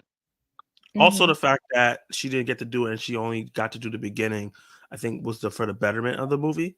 Because a Mhm. lot of people were like, "Oh, Drew Barrymore's in this," and for her to die so fast, I think Mhm. it was just a shock to the system that I think Mhm. people would complain about now, but back then it's like, "Oh, this is so different." You Right. just Mhm. appreciate that Oh. you're not getting this almost And anymore. then one of the best kills I think in the movie is Tatum getting killed like by the garage door. I was like, oh my gosh. Yeah. Yeah. I That think was also what was different about slashers at the time, besides like Freddy, like none of the slashers really talked, and like Ghostface would have a whole conversation with you before he Mhm. kills you and stuff like. Yeah. Right, Yeah. yeah. You like scary movies? Yeah, just What's your favorite scary Yeah. movie? What's your favorite so not scary only movie? not only did it inspire more slashes to like change things up, but then we also got the Scary Movie franchise Yeah. Mhm. Yeah. that was based off of that. So yeah, I think Mhm. Scary Movie is a great franchise. I love most of the movies. Like 3, like you said, 3. I don't think it's bad, but it's probably the worst one out of the I 6 so agree. far. I really like the new ones. I really enjoyed 5 and 6. I don't know why they called 5 5 and Scream. 6. I get is it Scream 5 and 6 is 6? awesome. Scream 5 5 Scream. I hated. Scream 5 is my least favorite. Really? Okay. Oh, wow, damn. Okay. Scream I love 3 that is Scream. actually my favorite out of the franchise. Oh, see, Oh. this is why everything is subjective. There you People go. I know love that's a different hot things. take. I know that's a hot take, but it's my favorite. Yeah, so, Yeah. similar to how like Scream 5 came back and then Halloween came back. I was like, I like that they brought back like they added more brutality to these slashers Mhm. because like after Scream 1, they really kind of like watered down the gore a little bit, and then like they didn't come back until like 4, 5, and Yeah. 6. Do you I agree. guys believe the theory about Stu coming back? Or are you guys not like stupid? No, I'm enough? not. I'm not with that. No. I think that's Bring too back much. Jill. I wouldn't be Right? I opposed love to it. Jill. I'd be comfortable with it, but Just be like I she just think didn't die. Jill, yeah. She just didn't die. Just Well, yeah, I guys. know. I'm Michael. I know I'm weird. I'm the weird. I'm the oddball one that likes Scream 3. I'm the Yeah, oddball one. that's fine. I mean, there's I've- people that like Scream 3, but I don't. But I never hear somebody say that's their favorite one. It's my So, favorite one. I've been hearing some Scream 3 like, oh, it's actually great coming out, so that's fine. I TV love to series is see it. hilarious. Like especially season 3, where I seen one of the funniest shits. Like it's this Ghostface. This guy dressed up like Ghostface robs the pharmacist. Like I've never and like pistol whips him too. I was like, bro, that is just top tier. Like the funniest shit Right. I've ever seen that Ghostface do. Mhm. Yeah, this was a great talk, guys. I'm so glad to have all you guys on. It's been an amazing discussion. I knew I had to have you guys on because I'm a baby in horror, as you can see by all my things.